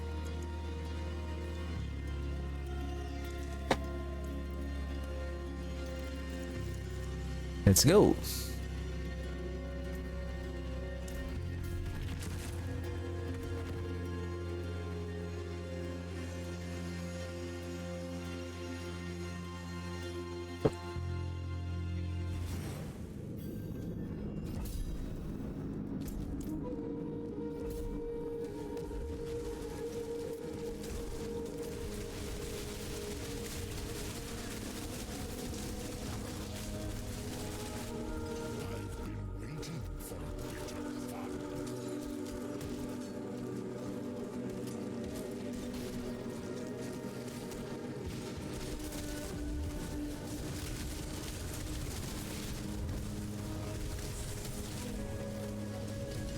Can we pull that silly? Why you are hiding there? There you go.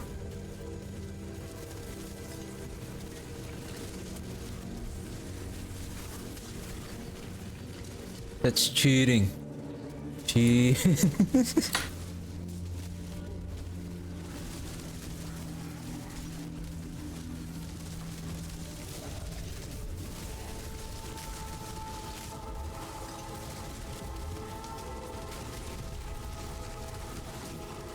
Ah!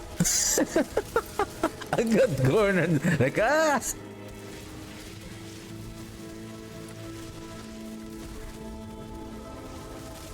That's what you call explosion phobia. Explosion phobia. Hey, sirs! What are you doing there?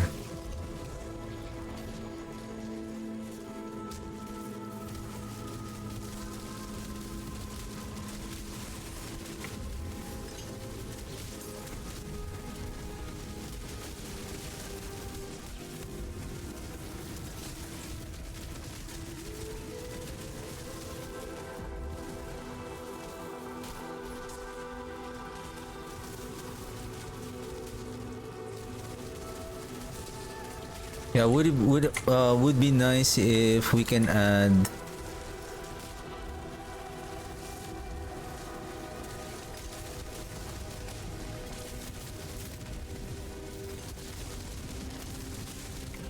I think we can. Let me see.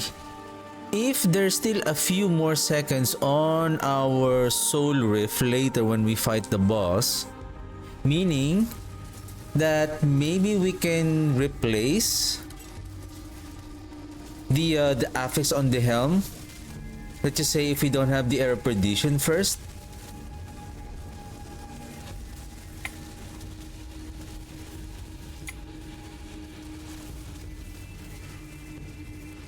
I'm talking about adding the tendril size temper affix.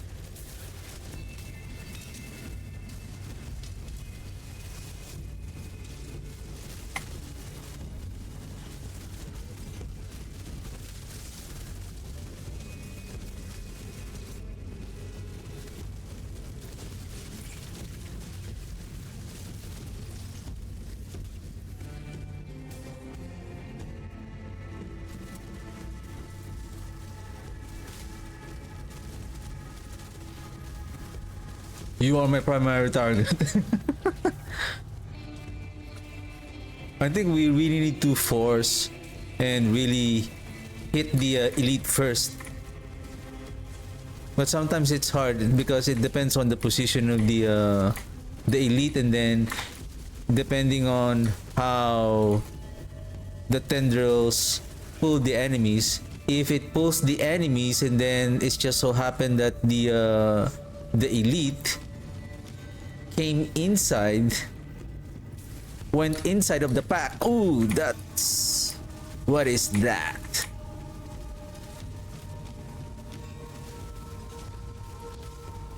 Then, who is the primary target now?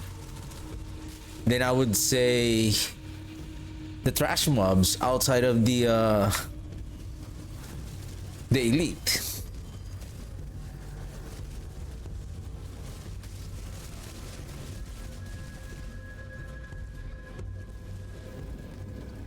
Impressive. Unfortunately.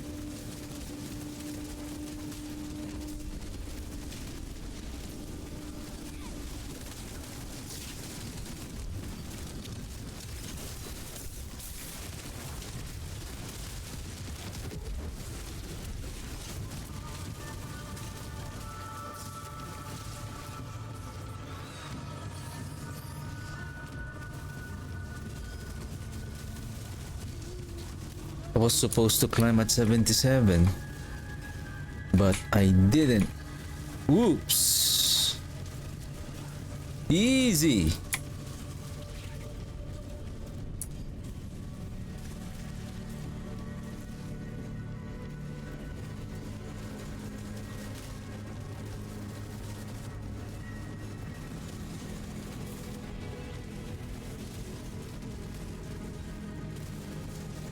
Okay, I think this is it.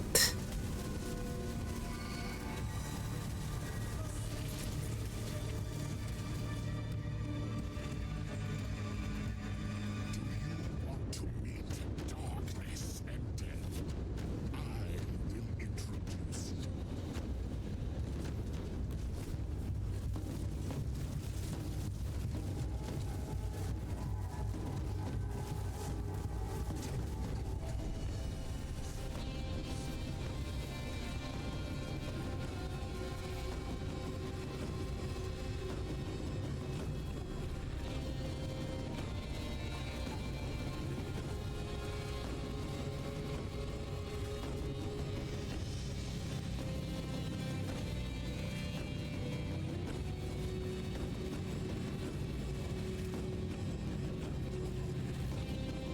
What the heck?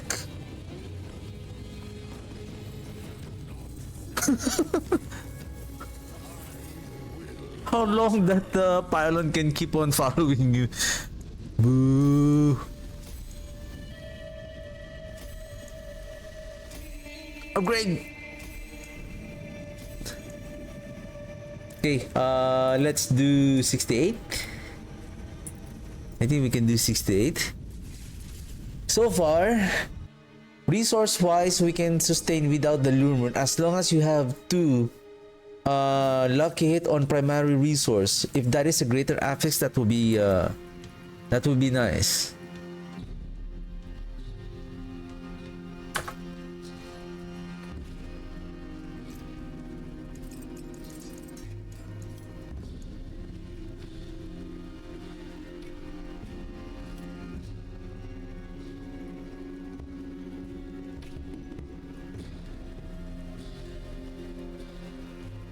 Maybe if we do the overpower, right?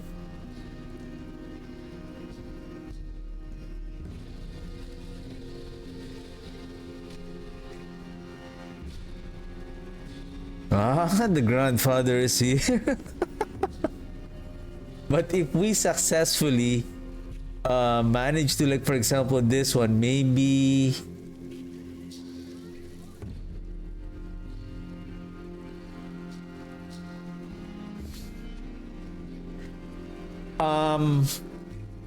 there is one more that we can try to test. Maybe I'll do it tomorrow because I don't have much time. I'll be ending the stream soon. Probably I'll just do a couple of pit runs and then I'm done for the day.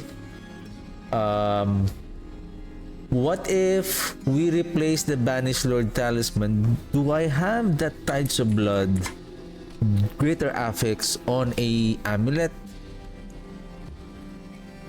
We have, and it's a greater affix. The only problem is the rest of the affixes are... 2 of the affixes are bad. We can roll for the lucky hit, maybe life.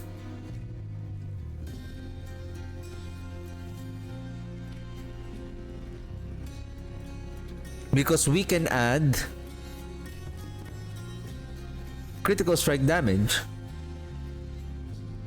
And then we can move the Bloodseeker here.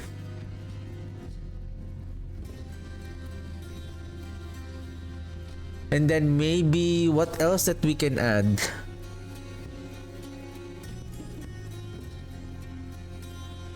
What else we can add?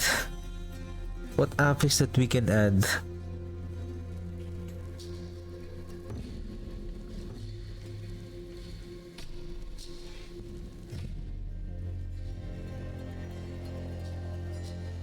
I don't think Great Feast is still good because of... Well, there is one more, which is related to Bloodlands, and that is the Hungry Blood. Each cast of Bloodlands will launch an additional Bloodlance at a nearby enemy.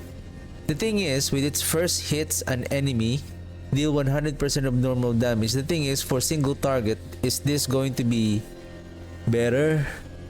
Or will it still launch a lance again on that primary target?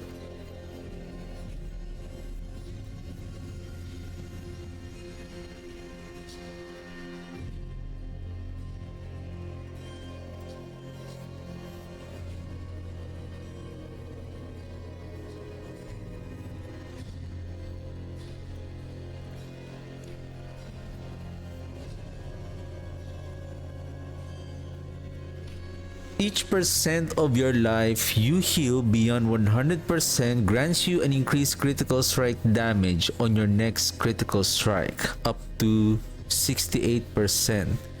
So meaning you need to overheal of 68% right now.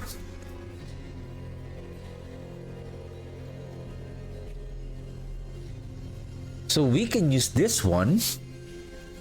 Every time that we hit, we gain an additional bonus critical strike damage. Okay.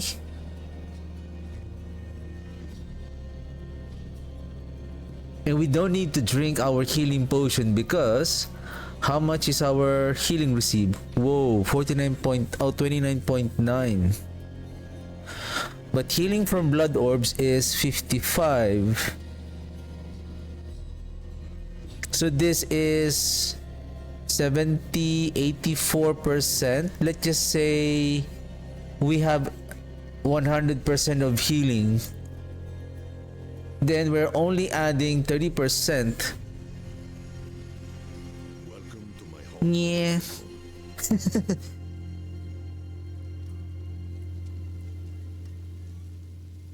Now we can bring the Loom Rune here.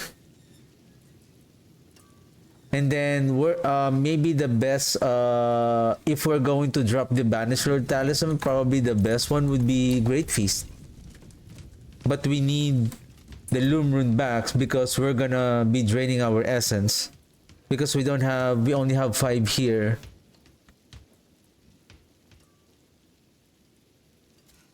Or maybe we can drop the Bloodlands and replace it with, I don't know if there's an essence per second there. Probably no. Only essence on kill. The only essence per second is on the armor gear.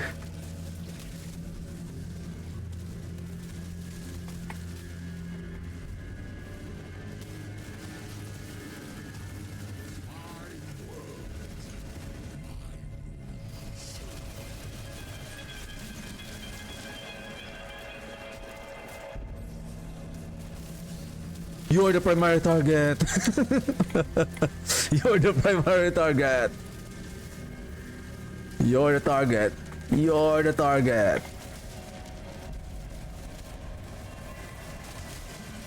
But how? How the Bloodseeker would how the Bloodseeker really know, like, oh, this is your primary target?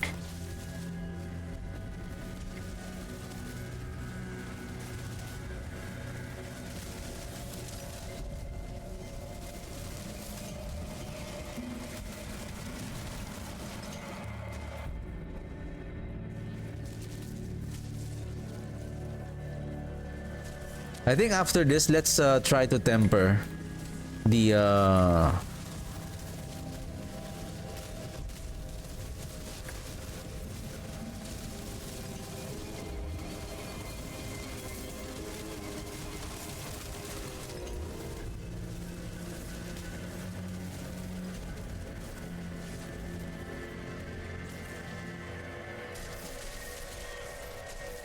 let's temper the tendril size on the helmet.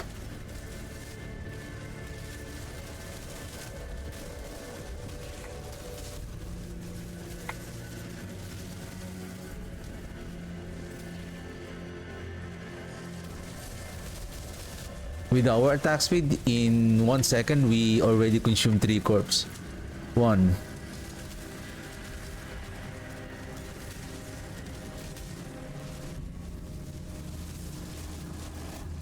Because of the insane frequency of the crowd control of the enemy, I don't know how. I think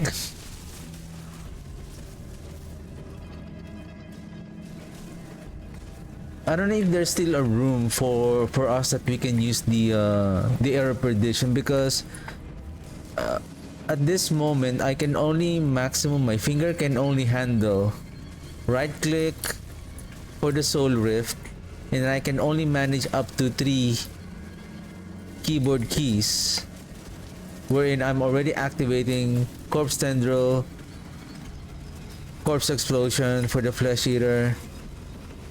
So how can I still add the decrepify?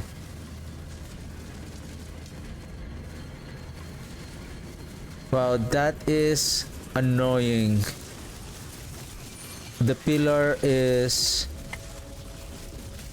countering the effect of our bloodlands there.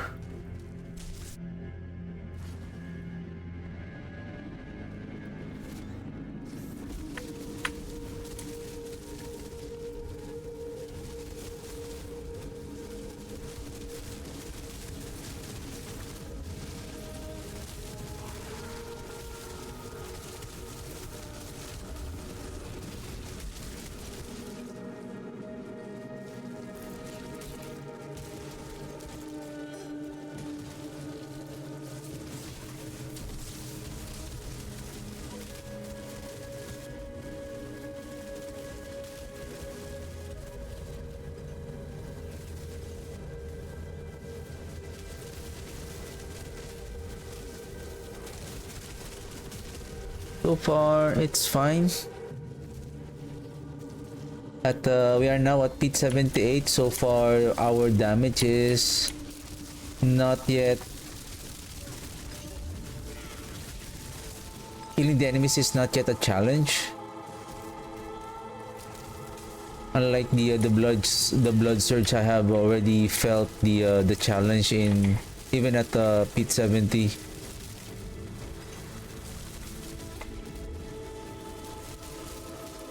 I'm happy Bloodlands is still doing okay.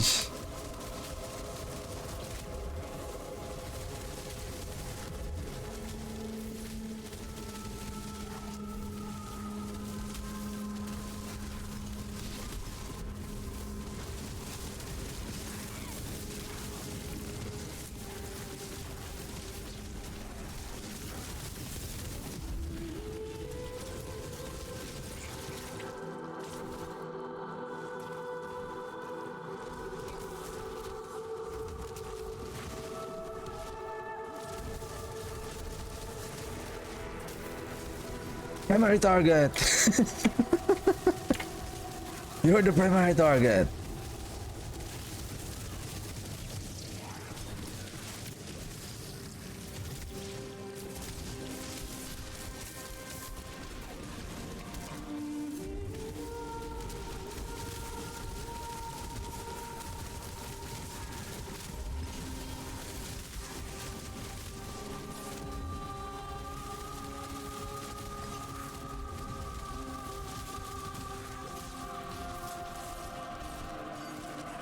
And when the Bloodlands overpower, the overpower will trigger on all of the lance enemies. Whatever damage that they have, I think they will receive an overpowered damage. But not as the same as, like, for example, the damage that you are dealing with the primary target. I think it's much more lesser, like 50%, I think. But at least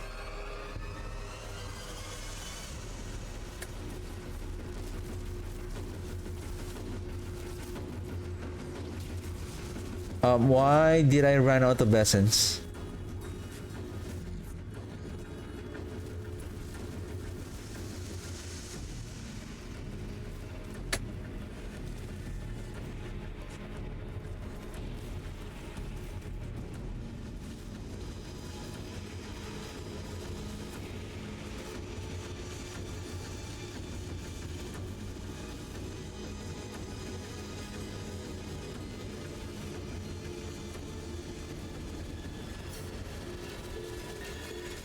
Oh, does the bone prison trigger lance enemy there?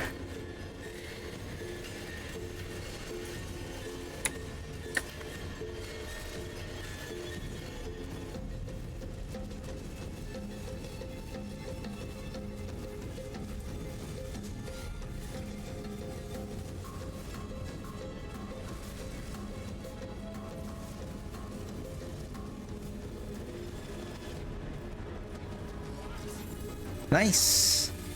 78.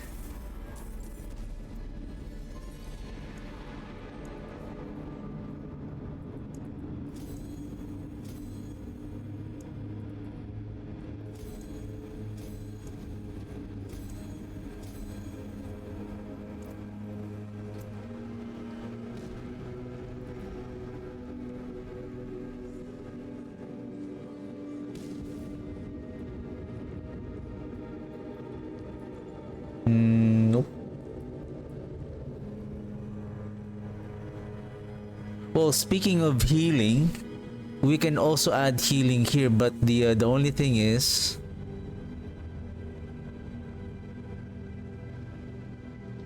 it's just we have so many unique items here now. If we're going to use this one,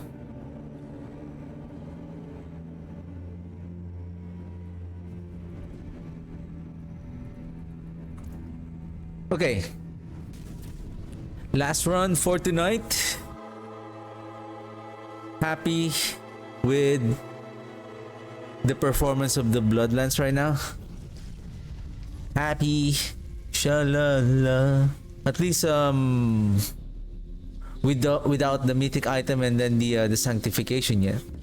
So another thing that I want to try, if I'm going to drop the Banished Lord Talisman and then equip with a Tides of Blood on the amulet. Is that the only amulet that has the Tides of Blood? Tides.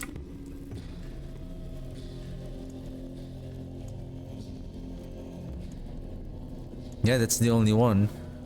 Or maybe if I can have an amulet with Intel Life and then I'll just roll Intel Life attack speed and then I will roll the fourth one with Tides of Blood. Intel attack speed, no life. Boo. Intel life, nope.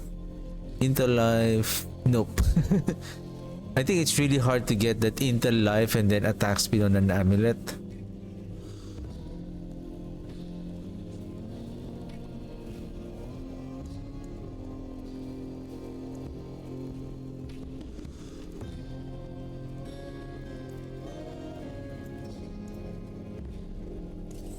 Okay, Temper, Soul Rift, we changed this with Tendril size. This will become 80 if I'm not mistaken.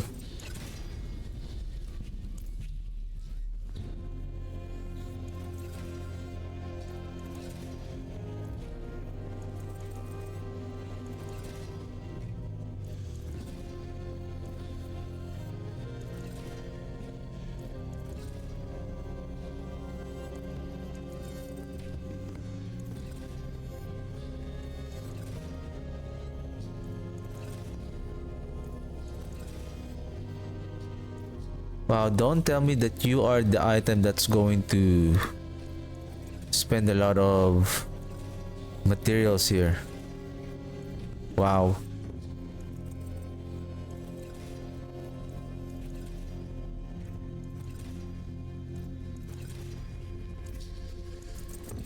Really?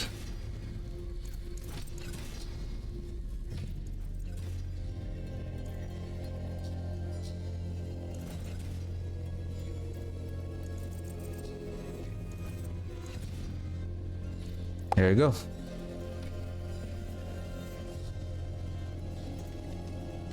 Blood wave.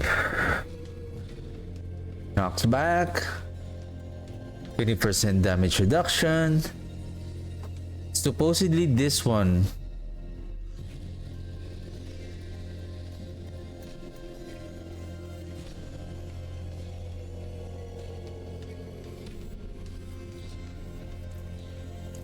I think maybe we can drop the Ratmas Chosen and then use a tidal aspect for additional 2 waves if the blood orbs may be 5 for each wave. That is going to be good.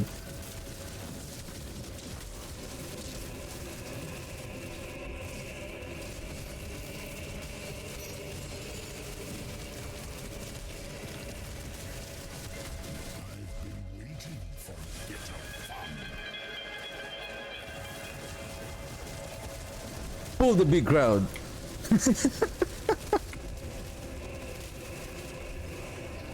My tendrils now have long limbs now. Don't mess with my tendrils.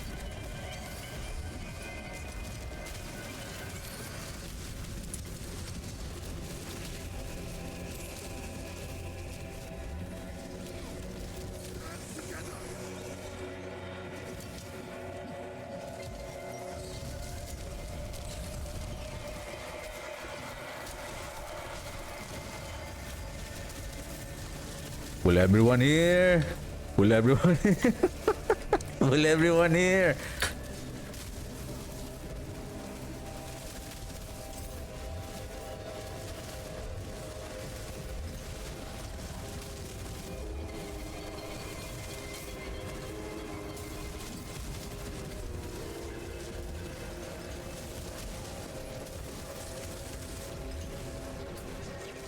Because the more enemies that the tendrils is also going to pull, the more chance that we can spawn the blood orb.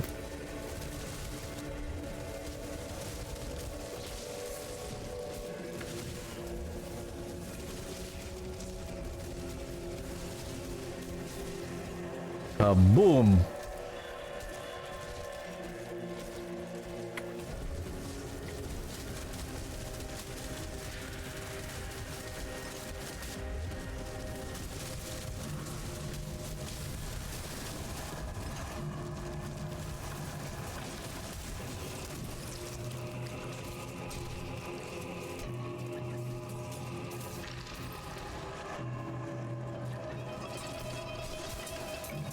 This is going to be a good pull.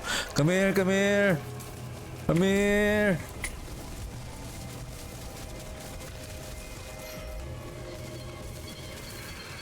Primary target! Primary target!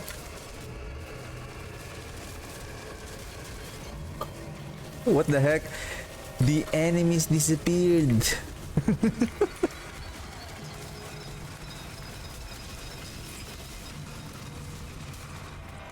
Don't mess with the tendrils, sir. Don't mess with my tendrils.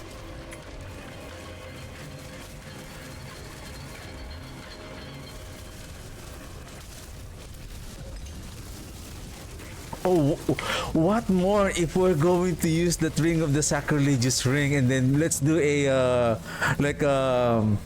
lazy and laid back farming on the infernal, including the infernal hordes, and then even the the helltide. That's going to be amazing. Like pulling a lot of packs of enemies.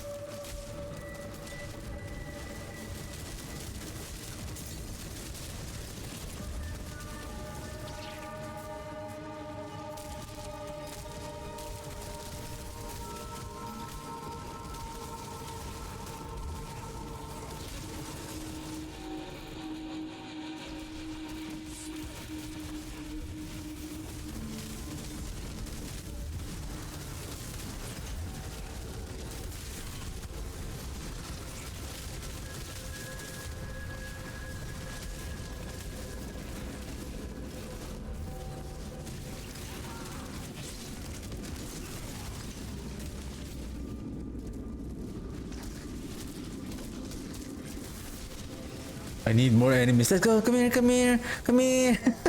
Come here.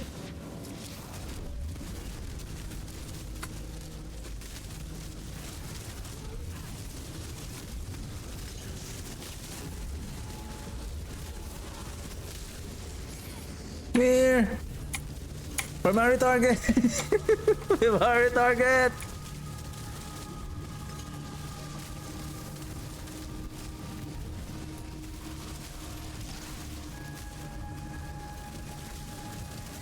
Where are you going, guys?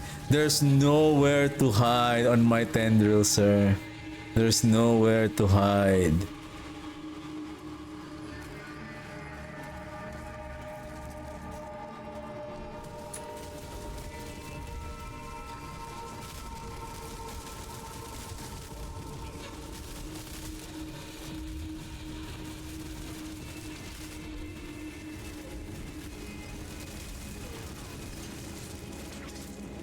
That is amazing.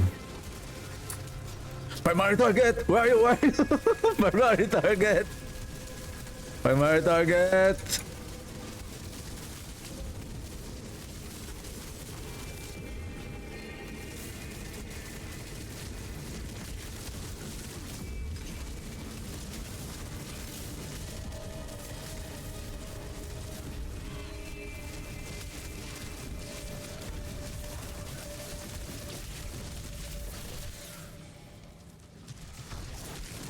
Enemies, hello.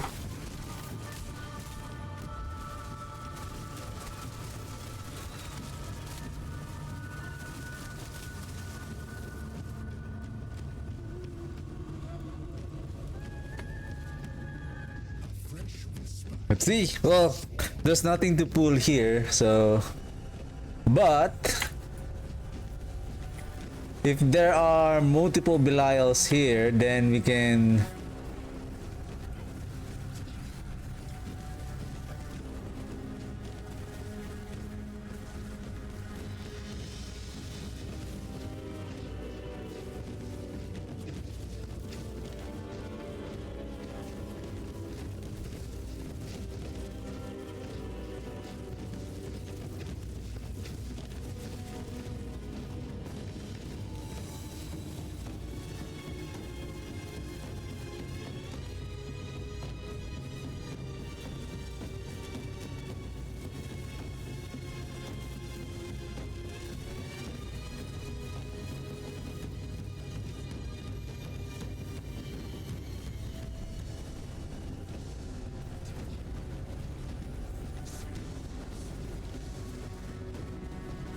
Okay, now I see the problem.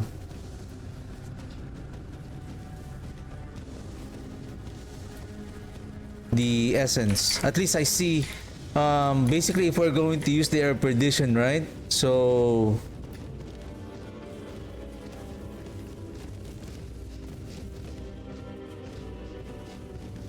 What the heck?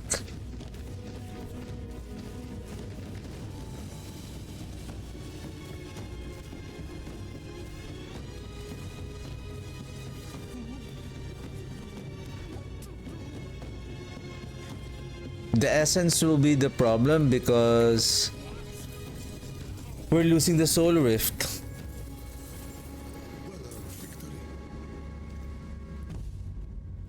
So that 5 seconds that we lost, somehow it's so crucial.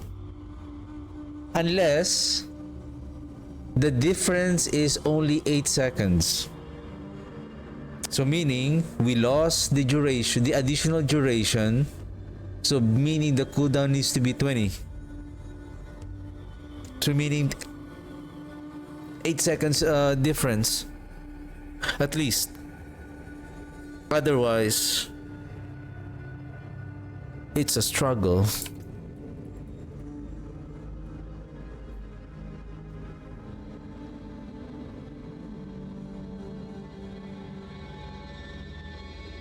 There is another option.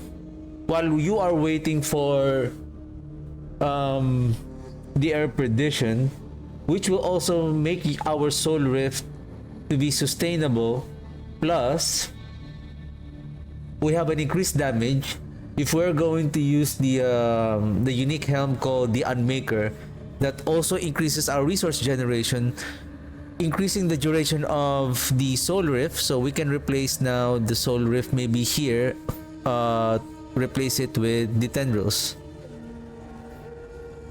I think I have the one that has a imperfectly balanced greater affix.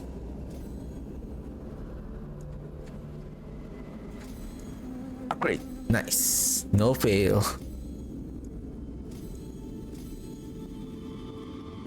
Actually, can we climb now at 80? I think we can.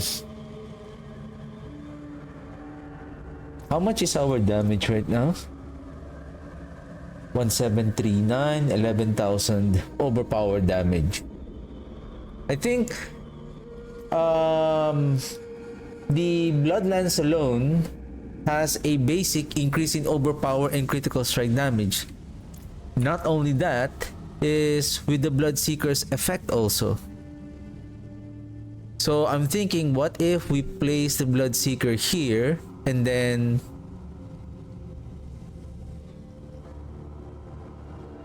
at least we can add another cooldown reduction, right? And then we can have Tides of Blood.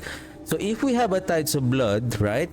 Tides of Blood, greater affix, or even just a regular affix, and then that's +2, then we master work it. So basically it's only around, I think, 4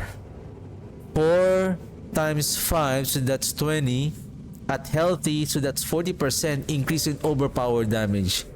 That is only increase in overpower damage, whereas the Banished Lord Talisman, the effect of this one, when you overpower crit, it will be increased further by additional 40%. That's why the effect of this for the overpowering, this Banished Lord Talisman has a very potent effect. The thing is, we can add also critical strike damage on that amulet, and then we can also increase the effect of the Bloodseeker, and then we can add another affix aspect, basically like say the Great Feast, right? Like if we combine the Great Feast with the Tides of Blood and additional critical strike damage on that amulet, will it outperform the Banished Lord Talisman? So we can check it out tomorrow. We still have some material, so we should be okay. And so far, I don't feel the struggle of survivability because of the frequency of us producing the blood orbs healing us, because we are automatically being picked up by the Bloodlands through the aspect Gore Quills. Take note, we have 15% 15,000 rating armor here, and then our resistances are, I think it could go up to 3,100, I think. And then we're not really relying on our barrier only through lucky hit, but I believe because we're attacking so fast, so basically I think our survivability is doing okay. The only thing that we need to worry is those insta-kill mechanic, especially that the explosive aspect of the elite. So far, it's doing okay. It's doing okay.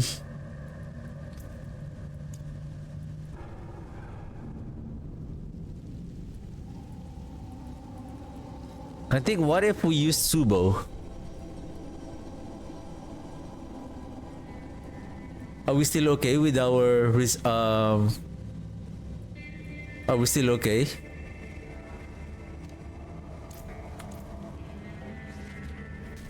Okay, before I end the stream, I just want to check on something.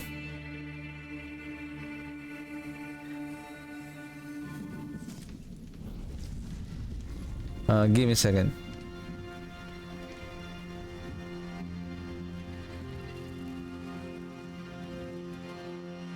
Where is my... See some steel you need? I think it's... Is it here?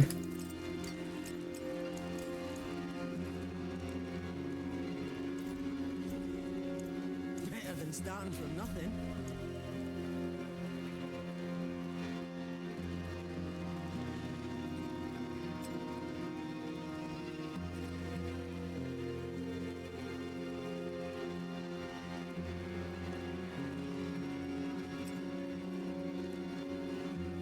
Just for fun, let's see how, how is this going to work with give me a second. Where is, oh, what time is it? No more hell tide. Okay, let's just that's too bad. For me, let's try one dungeon. Do we have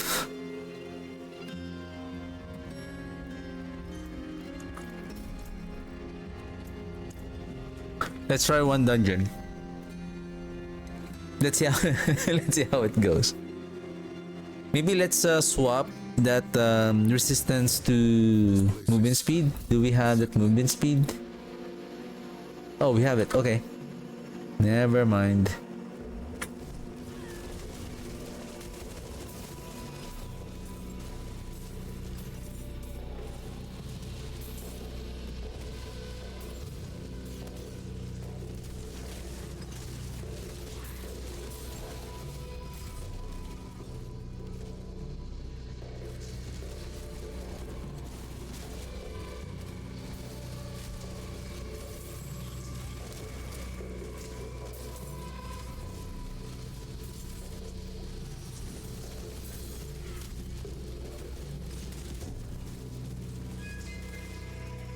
I feel like I lost some DPS, but probably at higher level. Probably at higher level, maybe. Higher level. At maybe if we have level 80 glyphs, probably that we have more DPS. Probably it's gonna be okay. Oh shoot. I forgot to check on the to watch out on the chest.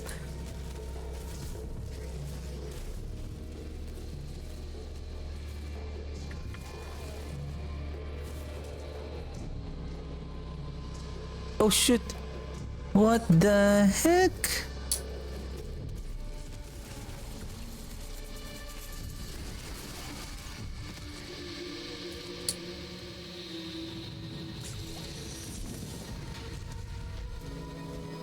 I think I need also to find a boots with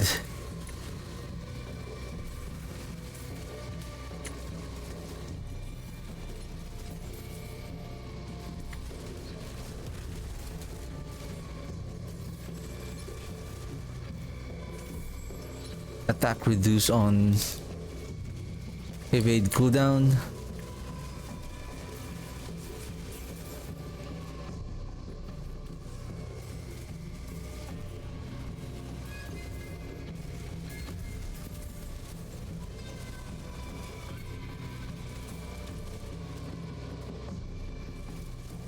It is not yet a fast killing machine.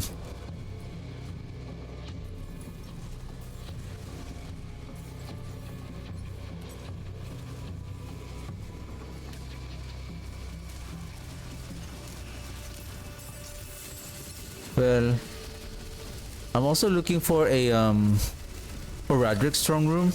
I want to see if with its good pulling capability, and then I think damage is still okay.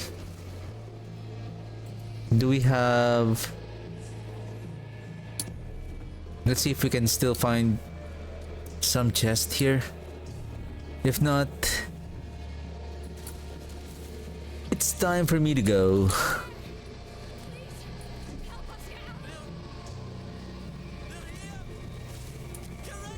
Let's do this one event.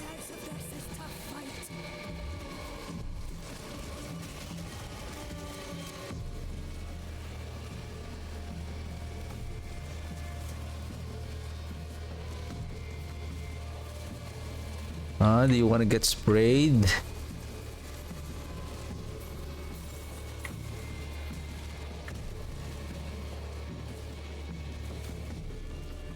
Basically, our corpse tendrils is the sacrilegious soul is casting the corpse tendrils for free, Therefore, we can cast it one more time.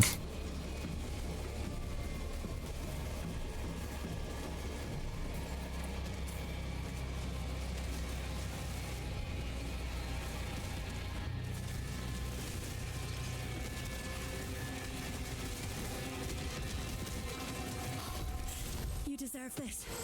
Never seen anyone fight like you. Alright. That's it. I feel like we got so weaker. But that's okay. Because we lost the multiplier, an increased multiplier on the critical strike damage and our overpower. But it's fine. So yeah, that's it for me today. So far, Bloodlands is doing okay. So there's still more.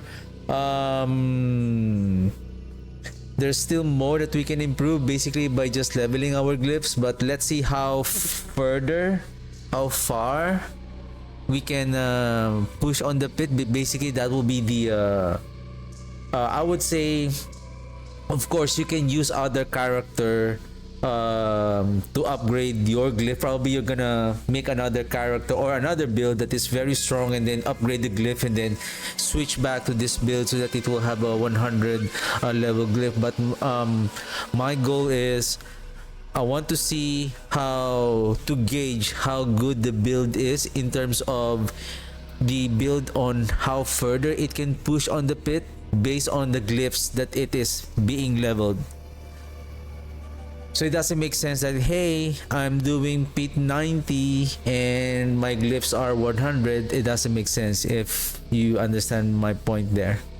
So basically that's the idea of what I'm trying to do so that I can gauge the strength of the builds, like for example the Bloodlands.